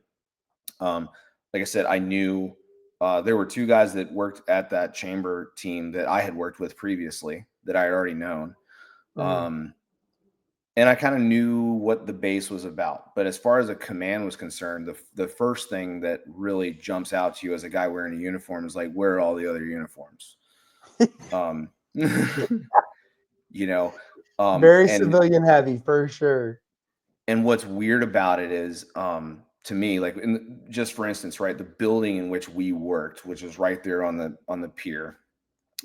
You'd walk into like where the port operations office was, and you walk in there and you can see where it's still set up to have a military watchstander here, and it's got a military admin office over here, and it's got a 3M office over here. And there's still placards on the door that say this. Yeah. But none of that is there anymore. It is all contractors, GSs, that are working these jobs. So that really kind of smacks you in the face a little bit especially coming from where I came from, which was the land of like, I don't care what you do, you get the job done, you work on a salary, whatever, go forth and conquer so that we can accomplish the mission. And now I come to the land of roadblocks of like, well, the comptroller. If I had to hear one more person say comptroller, I was going to flip tables, No, I understand, man. We all had that same problem at first. I mean, even Captain Grimes coming from a full military organization, the submarine force. Yep. And now he's got almost all of his department heads are civilians, GS, whatever, 13, 14, whatever. I remember Bosun. He's over there, the port operations officer. He lives up here now. And I remember him working with you guys trying to navigate port operations and coordinate all the comings and goings of all these ships to the Pacific Fleet's one of the mainstays for logistics. And there's like no military to do it. It's all dependent upon civilian tugboat drivers, civilian freaking line handlers was a pain in the butt. trying to get line handlers. It just, it was hard, man, for sure. And then I think the other thing is, you now know after living on Guam for all those years that we get the bottom end of a lot of things. Absolutely. Right? We're at the end of the shipping line when it comes to commissary, Navy exchange. And I do give shouts out to like some of the people that ran our organizations like Navy exchange, because they did the best they could do. Right. Yep. I'm talking to Chris Traxler right now to try to get him to come on and talk, because that guy was phenomenal. Chris.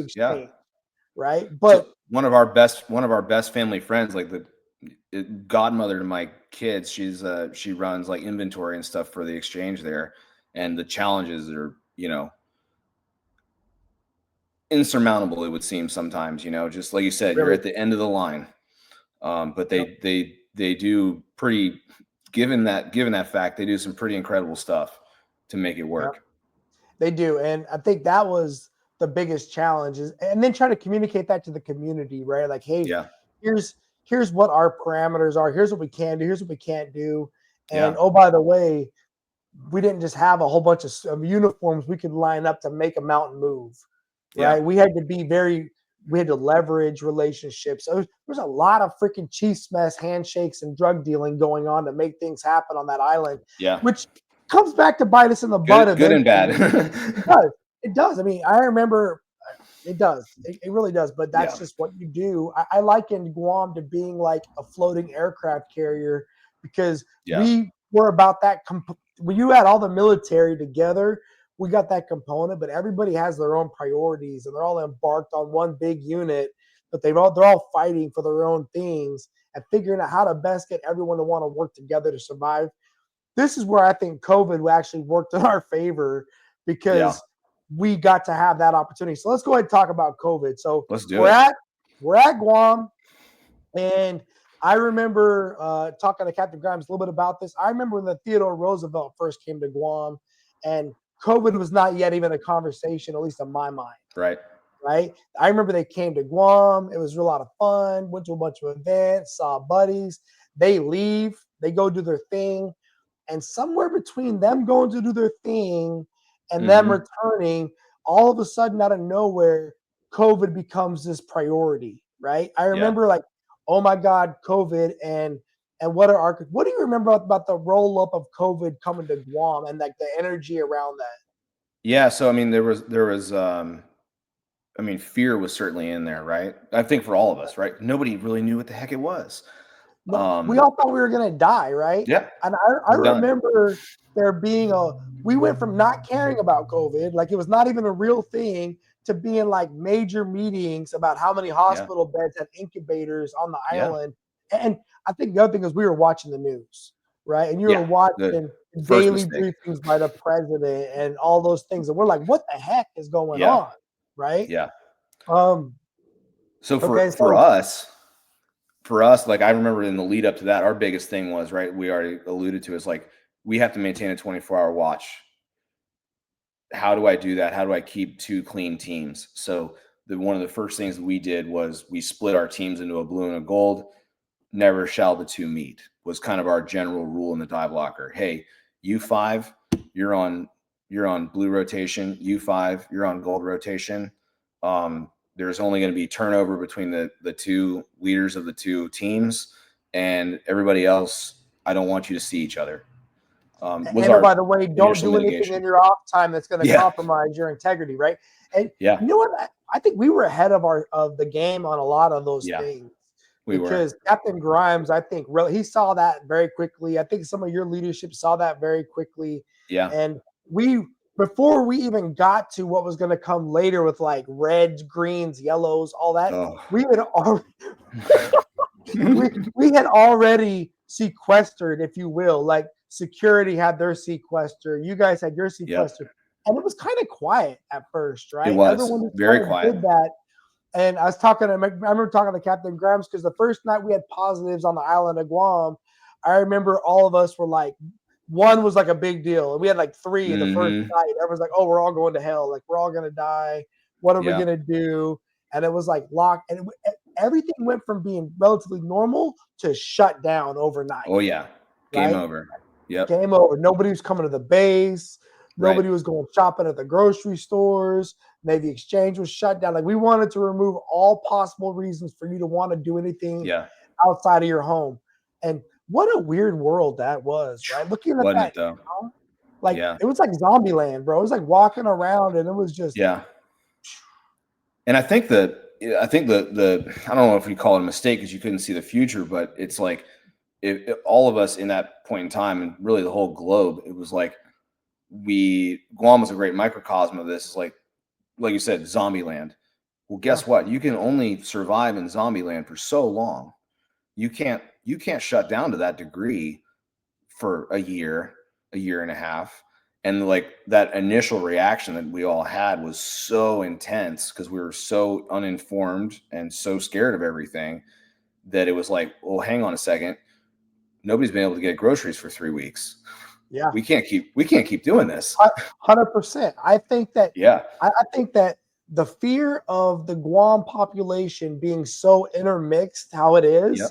because of all those families that live together, and then the amount of civilians that worked on the installation, possibly there being this, oh my God, fear of contamination into the waterfront and into the blue side, if you will, caused this huge lockdown. And then, oh, by the way, there's this limiting factor of only so many possible hospital beds that we did not want to take away from the civilian side because of our failing to do a good job. And this was just us at the beginning. I think we honestly thought we were going to outlast it until they figured out a cure, and then it was going to all go away. Right? Yeah, of course and we so did. that was the beginning. And I remember setting down this first, and we got that for like a week. Yeah. Right. We only got that for like a week because then we got the phone call of we're sending an aircraft carrier to you that has unfortunately has a pandemic on the ship, and we need you to offload all these people on your installation so that we can figure out a way to essentially get them through the sickness and get them back out to sea again, healthy and happy and ready to go fight the good fight. Yeah. And I'll never forget, because you were probably one of my top 3 phone calls, right? Because truth be told, I called the master diver first, and I was like, I need help, bro. And he was like, I can't do it. I got this, that, and the other. He said, call this guy, call Alex. So I called you up. I'm like, bro, I need help. And you're like, all right, I'll come in and we'll go from there. And you came in and you became an immediate part of our team that was going to help us set up laydown locations for offloading people, right? So so it's funny how like certain memories stick with you, right? So very, very distinctly from my perspective of this, and it's funny that the timelines match.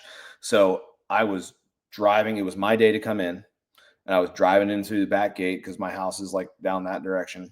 Yeah. And I had just gone through the checkpoint, and MDV calls me and he's like, hey, Gary's going to call you in a second. He needs some help with something, just, whatever it is. I'm like, all right, man, whatever, Yeah. And I kid you not, like, where that back gate comes up and you come around the corner like this, I had gone maybe another 100 yards and there goes my phone again. Like, Alex, it's Gary. Hey, what's up? Need you to come to the headquarters building. Like, okay. And I'll never forget, exact time and location where that happened, right? It was like, come around that bend, and it was like, hey, need your help. And that was like sort of the kickoff of the whole thing. Yeah. But yeah, it's funny how things stick with you like that, right? 100%, man. And if you remember, that was when we were identifying laydown areas. Yeah. And I think it was you. There was Kahuna, who was acting as the XO at the time. That's right. Yep. And it was going to be figuring out, we were going to set up schools to receive people. We were going to set up the vacant family housing, the vacant NGIS buildings to receive people. That was my big project one. Yeah. That and the NAVMAG barracks. Well, that and Apra Palms, right? Apra Palms. Right. Do you remember the night we went up to Apra Palms and we evacuated the whole freaking area? Oh yeah, get out. Like we had buses in Apra Palms, and they were full of guys from Special Warfare, guys from EOD, guys from the CB Force, and we were just like, everybody had to get out. They all had to move on to Camp Covington. Yeah. I remember just walking down the street, and this big chief was like, "Come on, Gary, bro, do I got it?" It's like, get on the freaking bus, dog. Yeah. Wild. Yeah, man. Wild. But yeah. When you look back at that time, because you ran the team that essentially coordinated all of the logistics support for everybody that was out there in sequester, right? You guys were coordinating, delivering food. Mm-hmm. Yeah, so we basically worked in 2 phases. The first phase, which was like kind of as the ship was touching ground, was where are we going to put these people? So that's kind of what we already talked about, right? So it became, hey, there's abandoned housing. We're going to completely revamp this stuff with what you have. I say it's an interesting factor, which was, you know, in the conversation that you and I had of like, hey, I need you to do this, this, and this. This is what Captain Grimes needs, this, and this. Yeah. It was like, cool. Who am I doing this with? Because I am one person. And you're like, oh, don't worry.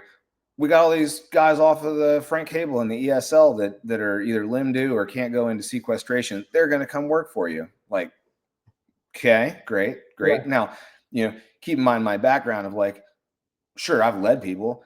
Everybody I've led has been what we talked about, right? Red meat eaters, like dudes that are just getting after it. And now it's like, hey, by the way, give us your poor, you're tired. And that's it's like, Gary, this guy's on crutches. I don't really know what I can do with him. Bro, I remember thinking to myself, they were asking us to do this Herculean effort and not understanding we have no people. There's nobody there. Yeah. And it wasn't until 7th Fleet like looked through the camera and told 75 like do whatever you got to do to support them that all of a sudden we got the floodgates opened up and we got access to a bunch of people.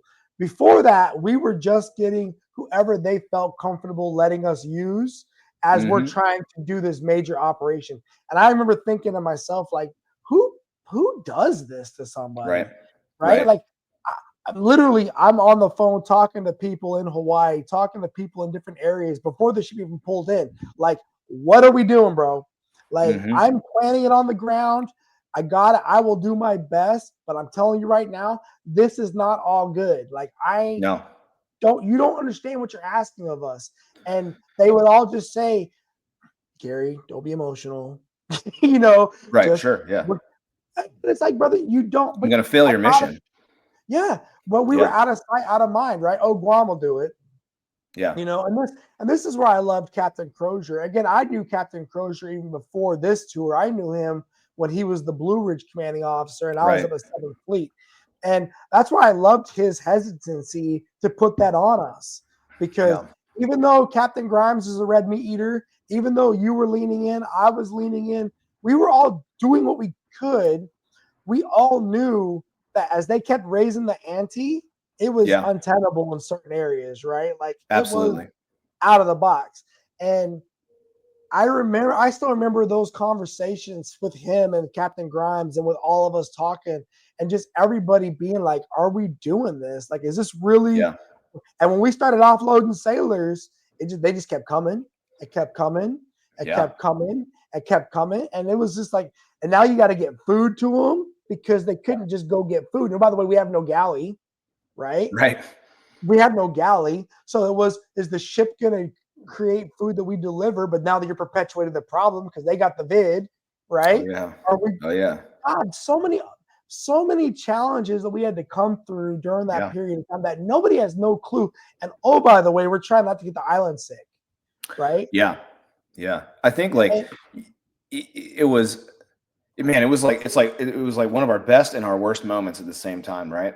Like let's start with the good parts.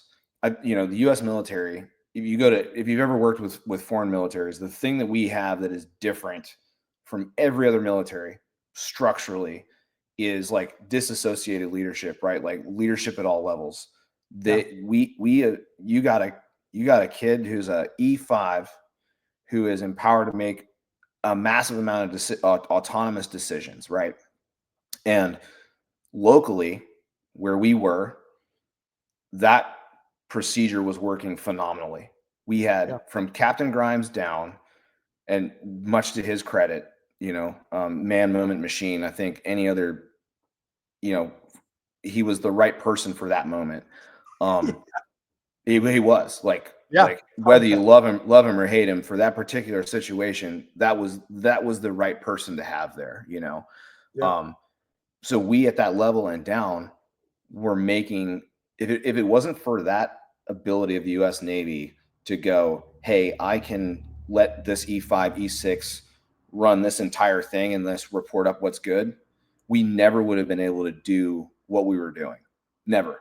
I don't think, and if you look at like every truly phenomenal military operation that the U.S. military's, that's like the common thread is like these guys at a relatively low level making incredibly impactful decisions and leadership maneuvers that result in success.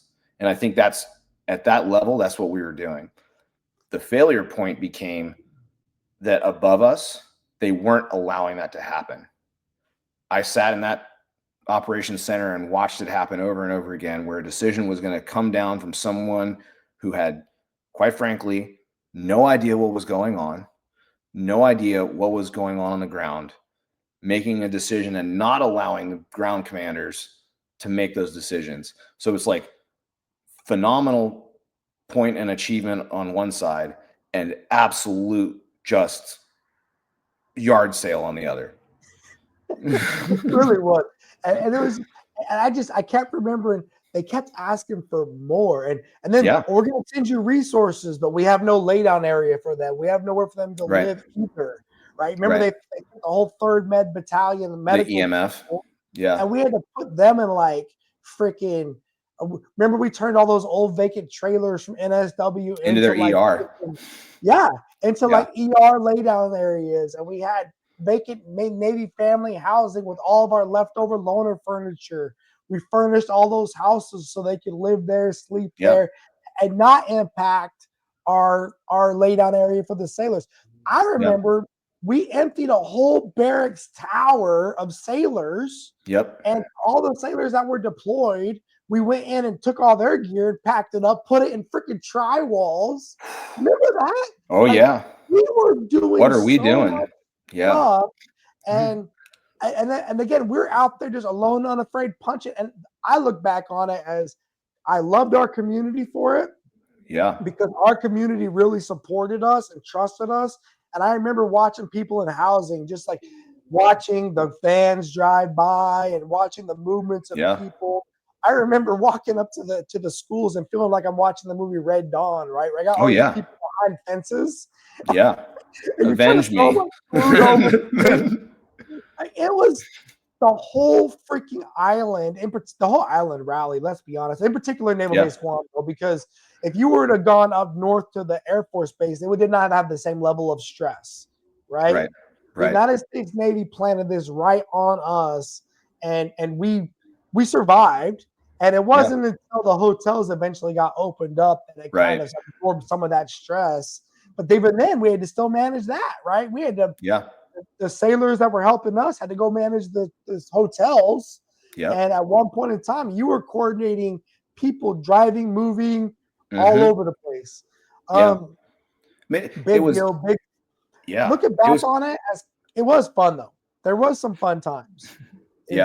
There really was. Like I look back on my career, some of my funnest times were the most diabolical missions, the most out of the box things. Because I remember we were talking about not having a lot of military. God, I remember walking through headquarters building with nothing but military. It was great. Right. And, man, we were oddly efficient. we got there. We got there, right? Yeah. We got there 100%. And then the problem became, like with any warfare environment, how do you end the war is almost as important as how you start the war, right? And I remember that was the hardest part for me, was the end of this whole operation, because everyone took their balls and went home, but NBG was expected to keep answering all bells, supporting the island of Guam on behalf of the Department of Defense. Right. And but now we were back to having nobody but the people that were back to being broke or whatever it was. And it was tough. How long do you think that whole thing went start to finish? Do you remember? You mean for the TR Revive or like the other one, the whole COVID Guam? TR Revive was a piece of it, but the whole time we maintained the Guam posture of COVID defeat. Let's see. I left there in spring of 22. And I would say if we just want to go off of like the Emergency Operations Center setup, that had to be going for 9 months. Almost a year, bro. I was going to say it had to be, almost a year. So if you want to use that as the metric. I literally went, I think it was 7 months. I worked 7 days a week around the clock, right? without a day off. And then we had almost a year was our posture where we were manning airport trips, still taking care of people in hotel rooms after everybody else had gone to do other things. And I said this in one of my other videos, if it wasn't for the sailors who refused the COVID vaccination, we probably wouldn't have been able to keep it going. because Right. interestingly enough, it was by getting that influx of people, right? That Mhm. I just think what a twist, right? So Oh, here's yeah. this 30 or so people who said no to the vaccination for whatever their reasons, and now they're helping to keep this whole posture going. Moving, And yeah. theoretically, they're supposed to be at risk, right? Because they never got vaccinated, but they're Yeah. doing because it's all we had, right? It's all Right. we had. Yeah.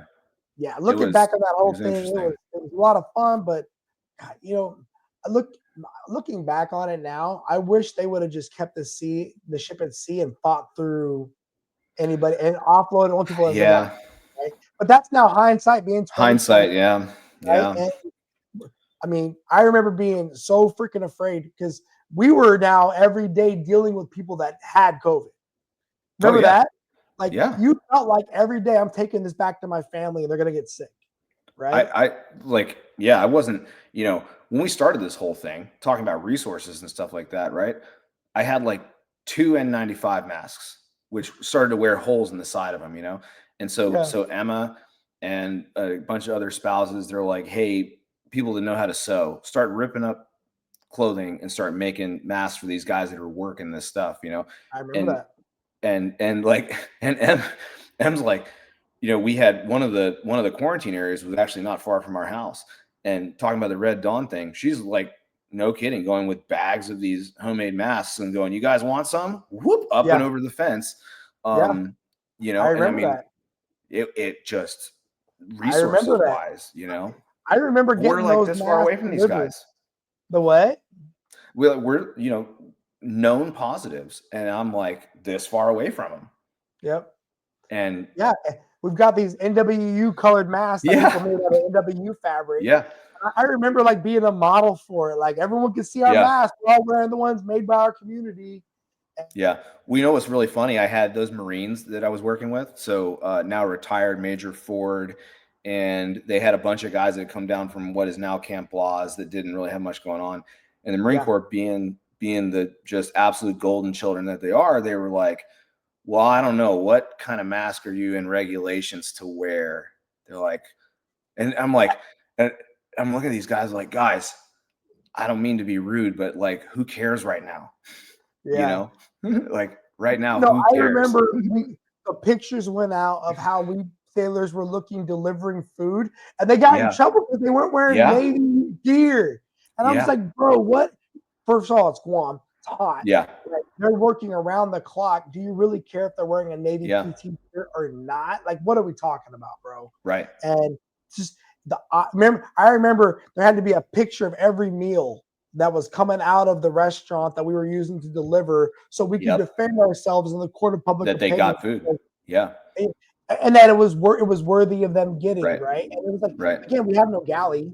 We're Right. making this work with, yeah. It was a chaotic time. It was fun. It was chaos. There was high energy, high Yeah. uh it was what you would expect out of a military operation. It And it's was. just Yeah. hindsight 2020. So that the Marine Corps guy, remember they were JAGs. They were like I lawyers, had, bro. yep. One was a JAG, and then Tyler Ford was a logistics officer, prior Yeah. enlisted, now logistics officer. Again, he just thought it was the greatest thing that had ever happened. He was like, "This is so wild. I love it." And it just It really fun. was. We had pilots, that were running battle watches and stuff like Yep. that. That it's like, TV officers that had yeah, gone from being public works officers to being battle watch officers, yeah, right? yeah, And we um, created this whole event. It was a great time, man. So when we come out of COVID, I know that's when I was looking at retirement. I was done. yeah, But for you, you're looking at for your career. What were you looking to do next after Naval Base Guam and this whole COVID experience? Everything was yeah. never the same afterwards. No, But it took up a majority of our tour, right? yeah, I mean, because yeah, you had our first 9 months figuring out life at MBG, had this huge COVID pause that changed the world. yep. MBG did never operate the same, and then it was time to get orders and go somewhere else. What were you Yeah. looking forward to after that period of your life? Things really kind of became gray a little bit. Okay. So to put it in a personal perspective, right? So COVID takes up this whole takes up this whole chunk of my attention during this tour, to which I'm like, I haven't done anything that has to do with Navy diving in months. Yeah. Come out of that phase of it. Well, guess what? Majority, like you alluded to already, a lot of our work at that particular command was either civilian or military diving and civilian dives and things like that. Well, guess what wasn't happening? Any of that tourism, any of the recreational diving, it was all shut down. So we were just sort of like a leaf in the wind. And for me, I don't do particularly well in that kind of environment. And so I was in a very much like, man, what do I want to do? What am I going to do? I was, I made chief, like I'm going to do basically half my tour as a chief there and then move on. Am I going to go to master diver evaluations, things like that? So I kind of sort of took a bit of a pause on my, like, what am I going to do? We had kind of made the decision, hey, we need to leave for a little bit. We had some, got some extended family stuff going on, health in the family type things. We're like, we should probably go back to the mainland for a couple of years. We've been out here for, at this point, almost 10 years. We should probably go back. And so I, once again, there's a theme to this. I once again get orders to go to an SDV team. And I get called by the detailer. I'm sorry, not called, emailed, because I read this email back to myself every once in a while. I get an email from the detailer, and he goes, hey, Alex, this guy I've known him. He had been an instructor in school when I was there, and now he's the detailer.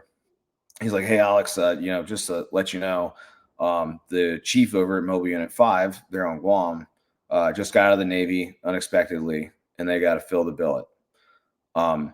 And this is the great one. He goes, I'm not telling you that you have to take the billet. So what I will tell you is that nobody's getting orders written until someone takes that billet. And so you're sort of in a holding pattern unless you want to take it. He's like, you're there. You're in the window. This, let me know what you want to do, whether you want to roll the dice in hopes somebody else is going to take it or whatever. So I go back to the family and I'm like, so how about one more? Yeah. And in Guam. Yeah. And this would make the fourth, right? Yeah. And Emma's like, let's do it. Kids are split 50-50. And so I was like, call the detailer back, like, yeah, man, I guess we'll do it. Let's do it. So then I ended up, transferred on rotation. They had wanted me to go over there early because this guy that was there before me left, like, I kid you not, was like, by the way, I'm getting out of the Navy in 60 days. And the command didn't know. And so they're like, please, can you come early? And I think you and I had that conversation, and it was like, nah, they can wait, Yeah. So I ended up over there and did that tour, which was very similar in nature kind of to the NSW tour that I had done. Not as operational, much more training and exercise type stuff, but a lot of travel. Great set. I had to work with, again, I had 3 COs while I was there. 2 of them, I think, were Stockdale winners. One of them was a Rhodes Scholar, just absolute geniuses of their generation. Phenomenal people to work with over there. Unbelievably overburdened shop. Not nearly enough people to support the mission, which is also a theme in Guam, as we've seen. And look, it's a theme in the United States, unfortunately, in our Navy, right? Yeah, it especially overseas, because of the burden of overseas screening, or because of the burden of people not wanting to go somewhere and being able to work this system, unfortunately, against itself.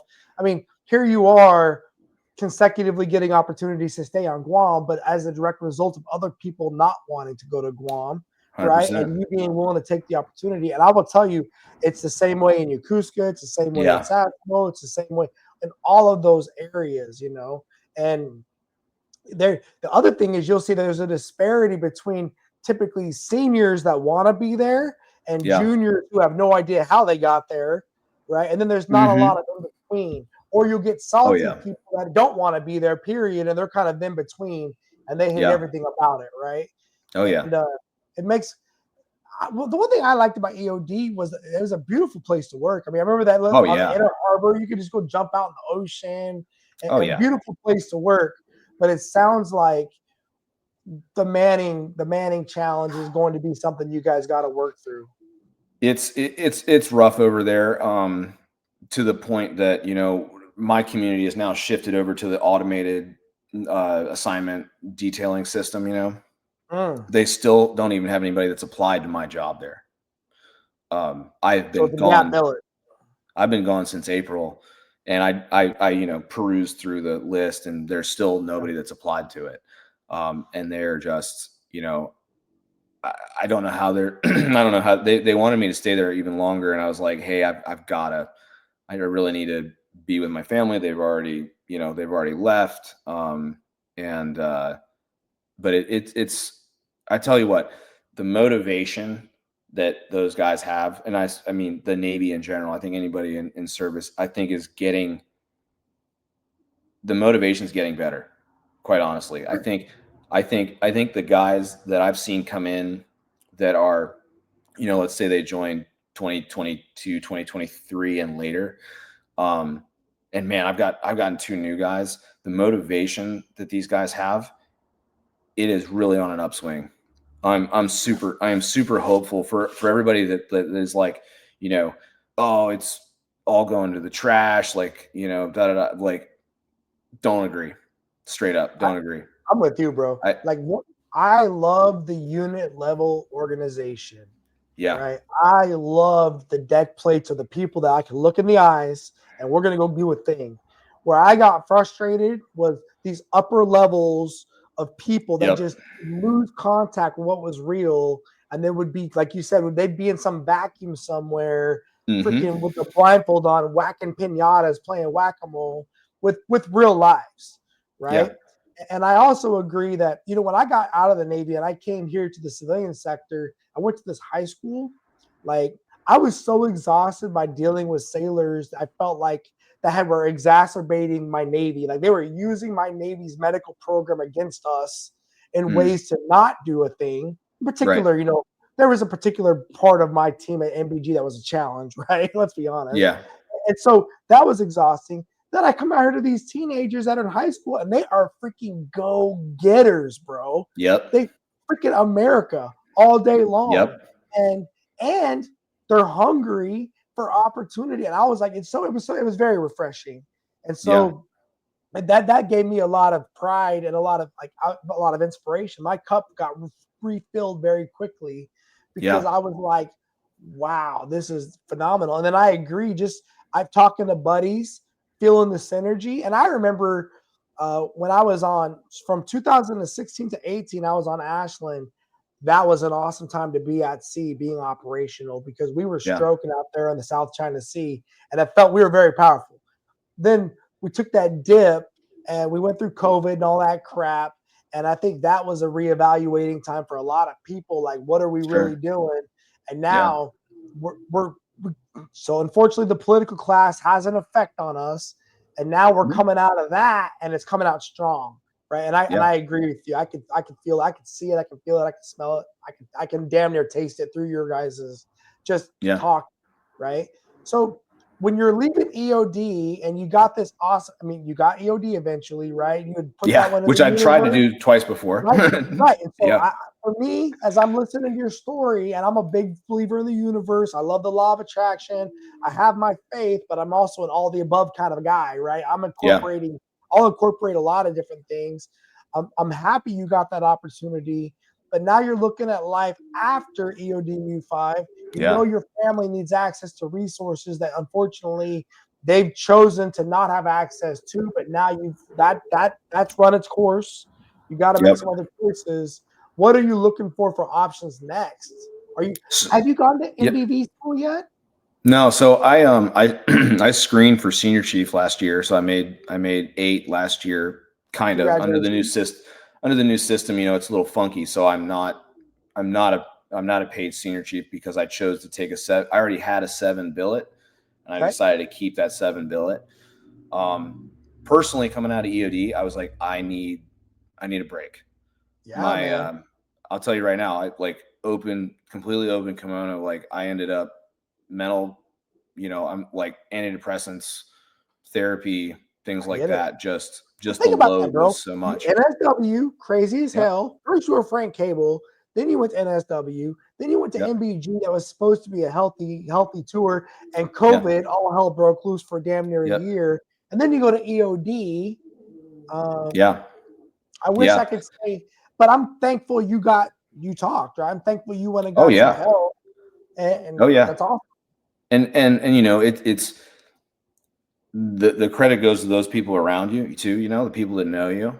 My family, like realizing that like, hey, you're not really okay here. Yeah. There's something there you need to like at least evaluate what's going on. And Yeah. I'm, extremely glad I did that, because I don't think put me in a vacuum. I don't think I would have just candle both ends, burn, burn, burn, burn, burn, burn, burn, burn, burn until That's there what was we do, bro. nothing but fire left, I Um, understand. and so, whatever support network you've got out there, you've got to listen to it. Even if you don't want to or don't agree with it necessarily at the time, So did you start that recognition pattern before you left Guam, or was that Yeah. after you left Guam? No, this was at EOD. And to put it in perspective for you, like I was about a year and a half into it. I was coming into the parking lot every day and sitting there looking at my steering wheel going, I can do it. I'm going to get out of the car. And I'm going to do it again today. Let's go. Yeah. Because that place, as wonderful of a place as it is, the second that I went through those gates, it was like gas pedal floor from 6:30 in the morning until I wasn't leaving until 8:30, 9 o'clock at night. Traveling, etc., like all of it, it did not stop, unrelenting. Yeah. And it got to the point where I was like, I can't keep doing this to myself. Yeah. But yeah, so that was like I said, about halfway through that tour or so. So then, yeah, and that was part of what led me to where I am now as well. Obviously we had some family medical stuff. We're like, hey, we have to go to the States. Like been putting it off, but it has to happen so that care can happen, because Super Clinic Guam is not equipped. Just isn't. Hey, it is what it is, bro. It is what it is, man. Like it is what it is. You got an island of 150,000 people. They're just like you and a military population that's obviously very small in the big scheme of things. You're not going to have those resources there for medical stuff. Personally, coming to where I am now, it was like a big mental health move, which was part of why I didn't take I didn't go through the at least last year through the selection process for 8. So to be honest with you, bro, I'm proud you did that, because that was my fear about that process they implemented, Mm-hmm. right? And I communicated that up when I was still on active duty. I was like, look, you guys don't understand. They promote us after our most arduous tours. Yeah. You don't typically get promoted after a decompression tour, right? And so now you're going to make me take the opportunity to go back at it again. Yeah. Even though I need some time to decompress in order for me to, number one, wear the rank that you're telling me I've just been received. Oh, right? Yeah. And my peers freaking recognize me as I should have it on. I don't care about the money, right? That's why I never cared about getting frocked. That was not the problem, right? No. And you want me to go back into a freaking challenging role again, not caring about what I went through to get to that, man. Yeah. Bro, that was my concern. And the people that I would tell that to, oh, Gary, you're just being emotional. Oh, Gary, like, bro. Okay. Yeah. Okay. And I'm glad you had not only the courage, I'm glad you had the freaking dedication to yourself and your family to say, all right, guys, well, luckily I don't got to make a decision now. Because you get to keep your nomination for a while, right? Yeah, they don't 2 take years. it away. Yeah. Okay. And so you took the pass, which is, but now you got to sit around and wait until you're ready to go back at it again, right? Yeah. And you know what? It's now coming to this command now, I think it's been a good thing, right? Like I'm still getting to deck plate lead. I'm still getting to teach. I'm still getting to foment those guys and like take these. I'm telling you, like, I'll say it again. Some of these new guys that I've gotten are so impressive, and I don't know if I've Yeah. just been getting really lucky, but like just super impressive, super motivated, intelligent guys that are like with the cause, man. Like they're all about it, which has shifted Awesome. a lot in the last 2 years. And it's really good to see, knowing that like, hey, I'm not too far from the end of this journey, and someone's coming in behind me, and Yeah. it's good to see it, because 2 years ago I would have told you like, oof, we might be in trouble. We Yeah. might be in trouble. Like But someone's going to have also, to I step think up. your lens has changed a little bit. You got the Yeah, chance to look for that optimistic perspective instead of being a little more just, we got the saboteur and we got the sage inside of our yeah, head.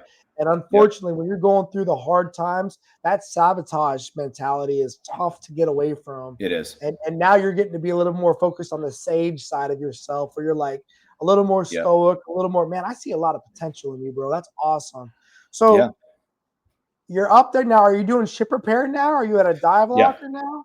Yep. We're doing. We work on the destroyers now. So we're Awesome. over on the Seattle side, which interestingly, you talk about like getting out there doing the mission. It's been really quiet because all those boys are out there doing the job. I got to tell you, Yeah. I'm like, I've spent cumulatively maybe 9 months on a surface ship, and I'm like kind of jealous of these dudes that are out there right now just swatting little things out of the sky. They're doing the Navy job, right? Like Yeah. they're out there, and I'm like, man, was never a thing that I really wanted to do as a career, but man, that'd be kind of great to be out there doing that. What's interesting? It's the Navy of 2025, right? Like we'll never have the World War II Navy thing, right? Because No. technology has changed. But the Navy of 2025 is in full effect right now, Oh yeah. right? And they are freaking, and they're putting on a clinic. Matter of fact, Yeah, the they are. Armed Forces of 2025 is putting on a clinic right now of how Oh fast yeah. you two can be touched, right? Don't Yeah. if Ephrata Find Out was a freaking action figure, they've recently been unboxed just to show you how Oh fast it yeah. can hurt. And then they put them back away. We'll put our toys back away for a little bit. Don't play with us anymore, though. Yeah. And it's one of my favorite times to be a part of the team, right? Because I'm super proud of it. And even as a veteran, we all get to share in those moments of like, that's awesome. And then we all get to have our little sanctimonies like, man, I wish I could go out there and do that too. Yeah. The other thing is, I'll tell you, when you retire, here's one thing for me is you remember I was really good at something once upon a time, right? Like once upon a Yeah. time, I was on a ship in my environment, leading a chief's mess at sea, like a Navy ship. That was my bread and butter. And anything after that was just like I was doing my best, but none of that was me at my best, right? And in Right. particular, a ship. And then it's like, and I'll never do that again. Like that is Right. it's like weird, right? I remember telling my wife, like, just imagine you did something, you're really good at it, and then you're never going to do it again, And so then Yeah. you have to find other things to fill that vacuum, whether it's, again, that's leadership, it's mentorship, it's working with people. But, once upon a time, once you choose to let that part of your career go or you transition to the next stage of life, that's tough to kind of chew on that. You know what I'm saying? Yeah. Like, for sure. So, how many years do you have total right now in of service? I'm right at like 16, 16 and a half, something like that. Yeah. Okay. And so Yeah. you're going to look at probably here in the next year taking orders to go become a senior chief and go do something else? It kind of depends on what goes on around the house around here. Okay. My oldest she starts college in 2 years. Okay. And kind of settle down a little bit just to get that transition done, and then maybe warrant, maybe go to evals. Yeah. So I actually Okay. I was looking at doing a warrant package this year, but it comes with hey, by the way, in 12 months you're moving. And just Yeah. with family stability right now, I was like, I'm just going to hold for a year. That'll, Good. again, I've had to shift my priorities. I, for, 100%. for so long, my priorities were what they were, but I have to shift them a little bit because you're not I get it. just your career, Yeah, and I get it, that, man. 100%. And here's the other thing, like I was just telling you, at some point that time of your life will end. yeah, And I think that for a lot of us, they don't recognize it's coming until it smashes them in the face. Oh boy said, I'm leaving in yeah, 60 days. I've had enough, right? Drop papers. yeah, And they don't plan their exit strategy as appropriately as that they would have liked. And so right. that's my advice is just keep your options open, but do not let your cup ever get so vacant again where you're sucking air, right? Yeah, You're just yeah, hanging on. yeah. It's because I mean, like you, I mean, this is me on medication, right? I've Hmm. been trained to never chill, and it's hard, right? And Yeah, it is what it is. Okay, so brother, as we get ready to land this and wrap yeah, it up, first of all, I want to thank you for sharing everything in your story because it's freaking. I knew it was going to be an amazing story. And what's awesome about you is you've always been one of the realest guys in the room, and from the beginning. Uh, so thank you very much. And I'm optimistic to see where you continue to go on your journey, whether it's as a warrant officer in the wardroom, whatever you choose to do, right? I know you're going to do great things. And I'm looking forward for the part 2 in a couple of years, right? We'll yeah, check back in again. Uh, yeah, okay, so how I wrap this up is I typically come in with some questions, yeah. what I would like you to do is try not to overthink it, but give me your reflex response, right? Okay, yeah. Okay, so here we go. Uh, Looking back on your career and your journey, what do you have a most valuable leadership lesson that you think you've picked up along the way? Sure. I think you find what motivates the people that work for you, and you remind them why they're motivated to it, right? Whether that's service to country, which I would argue any person that straps on a uniform, that's their motivation at their core. I don't care what anybody wants to say. If you can remind that person of why they're there, they'll do the rest. Yep, definitely. Refocus them as to what they're doing there and how they got. Yep, I'm with you. Great one. All right, next up, what do you see is one of the biggest leadership challenges that face organizations today? Not just your Mm. Navy experience, but I will tell you a lot of it's applicable across the world. Doesn't matter. Yeah, I think it's the balance of directing your team versus letting those teammates and team members guide themselves. Right?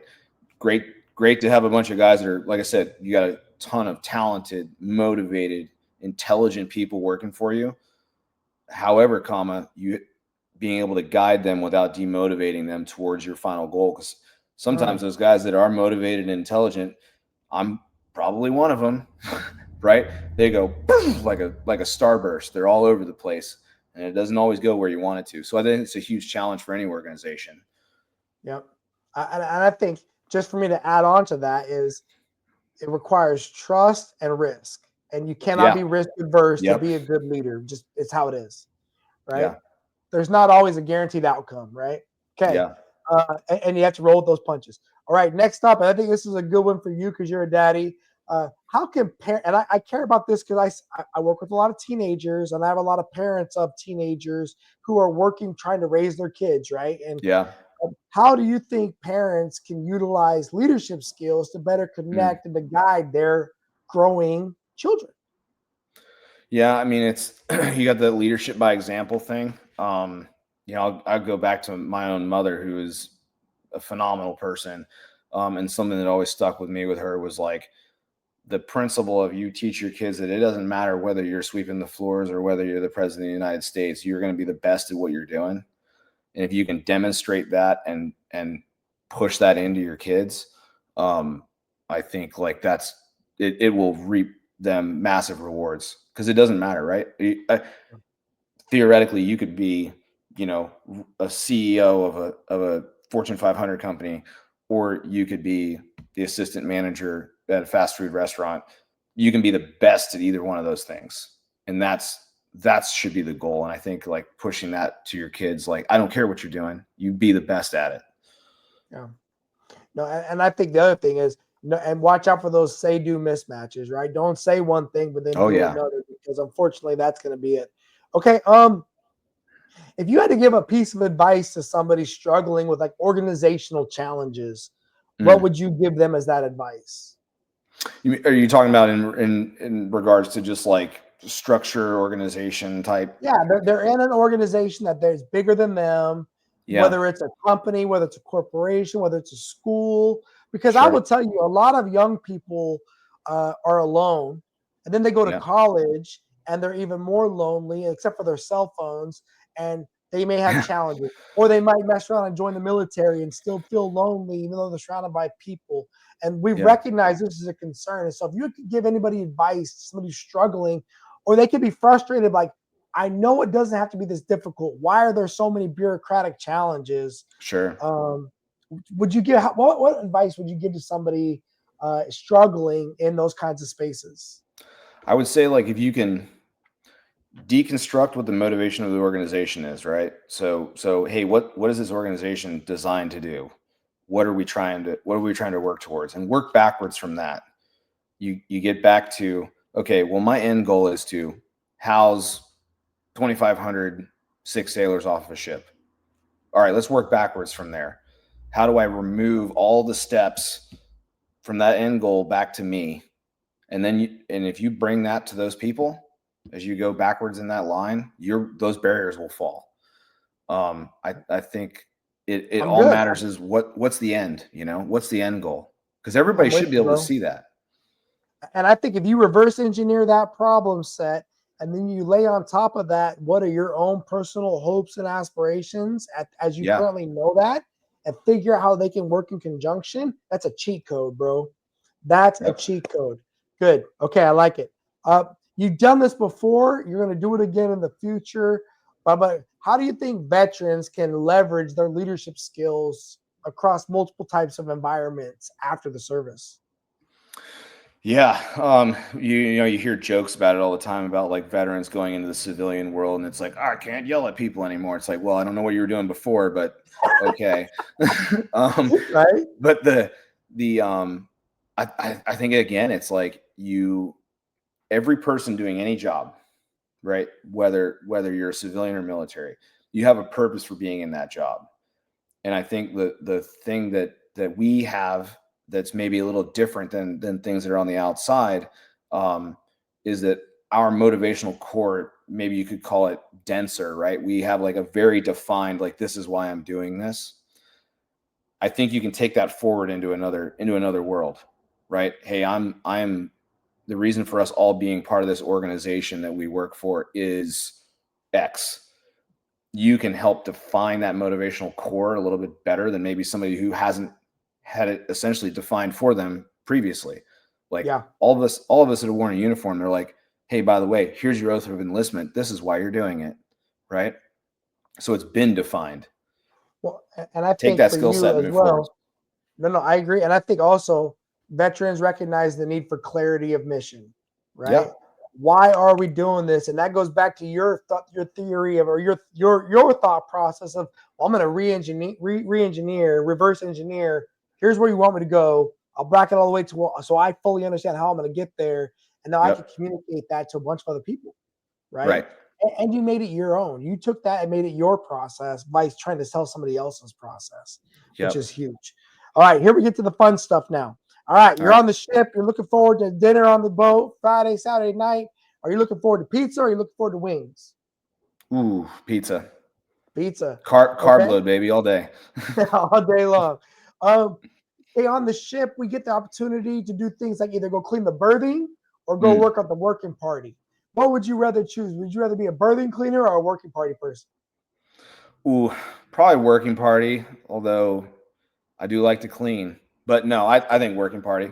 You get that camaraderie piece of it. Although I think there's camaraderie in berthing cleaning too for all my shippies out there. Make your damn bed, right? You got to go back to the berthing, have the head clean, the berthing clean. That's right. Nothing is worse than getting out the working party and it's all dirty up in there, right? That's right. For sure. Looking at movies, who would you rather prefer to see a movie by, De Niro or Pacino? Pacino, so much anger. I accept that. I accept that. Okay. Favorite duty station throughout your career? I think I know what you're going to say, but maybe I'm wrong. Yeah. What was your favorite duty station? I mean, Guam is home, right? It is. I have lived there longer than I have lived anywhere else. I've raised my family there. And who knows if we'll end up back there or not, but that's, it is home. And yeah, it will Awesome. remain that. I hear you, bro. I will always have a special place in my heart for the island of Guam too. Okay, what about favorite Liberty port throughout your career? Favorite place to Ooh, go wow. on Liberty? Man, I've been to some pretty amazing places. I got to go to Maldives 2 years ago. That was pretty impressive. Very different. But I think my favorite country I've ever been to, though, Sri Lanka. Interesting. Yeah, It's a wonderful low-key people. flex. Sri Lanka. Wonderful people. Yeah, just an awesome place. Like I Awesome. tell anybody, if you ever think you want to go to India, go to Sri Lanka. Okay. I have to check it Yeah. out someday. All right. Looking back on your career, what was the hardest qualification you ever had to achieve, you think? The most difficult? Ooh. Probably, you know what? It's funny because I think probably my very first air diving supervisor qualification was probably the hardest because it was new to me, because it was such a huge scope of things. It's not technically probably the hardest qualification, but at the time for who I was, it was the hardest qualification. Okay. I accept that, man. I got it. All right. So if you had it your way looking forward, would you, or if you were to give somebody advice as to where they Yeah. should go, would you recommend somebody do an overseas tour or a stateside tour? Oh, I mean, overseas, honestly, it's where it's at. If you're a Navy sailor, you're the away team, and at least try it. I'm not saying you have to do 12 and a half, 13 years overseas, right? Yeah. But man, go out there and do it. That it will give you such an appreciation for your own country, going to other places. And it got even without living there, but go live in another country for a little while. And Guam's a little bit different, but like go live in Japan, go live in Spain, man, go see what it is. For sure. I love it. All right. Favorite movie series, like series of movies. Favorite movie series, Rambo. I like it. That was out of the box. Okay, I like it. Okay. Would you rather be independent or on a team? Team. Okay. Yeah. Looking at the mission, vision, guiding principles of the Navy's Chiefs Mess, we've got deck plate leadership, institutional technical expertise, professionalism, character, Sense of loyalty. heritage. Yeah. Yeah. What's your favorite?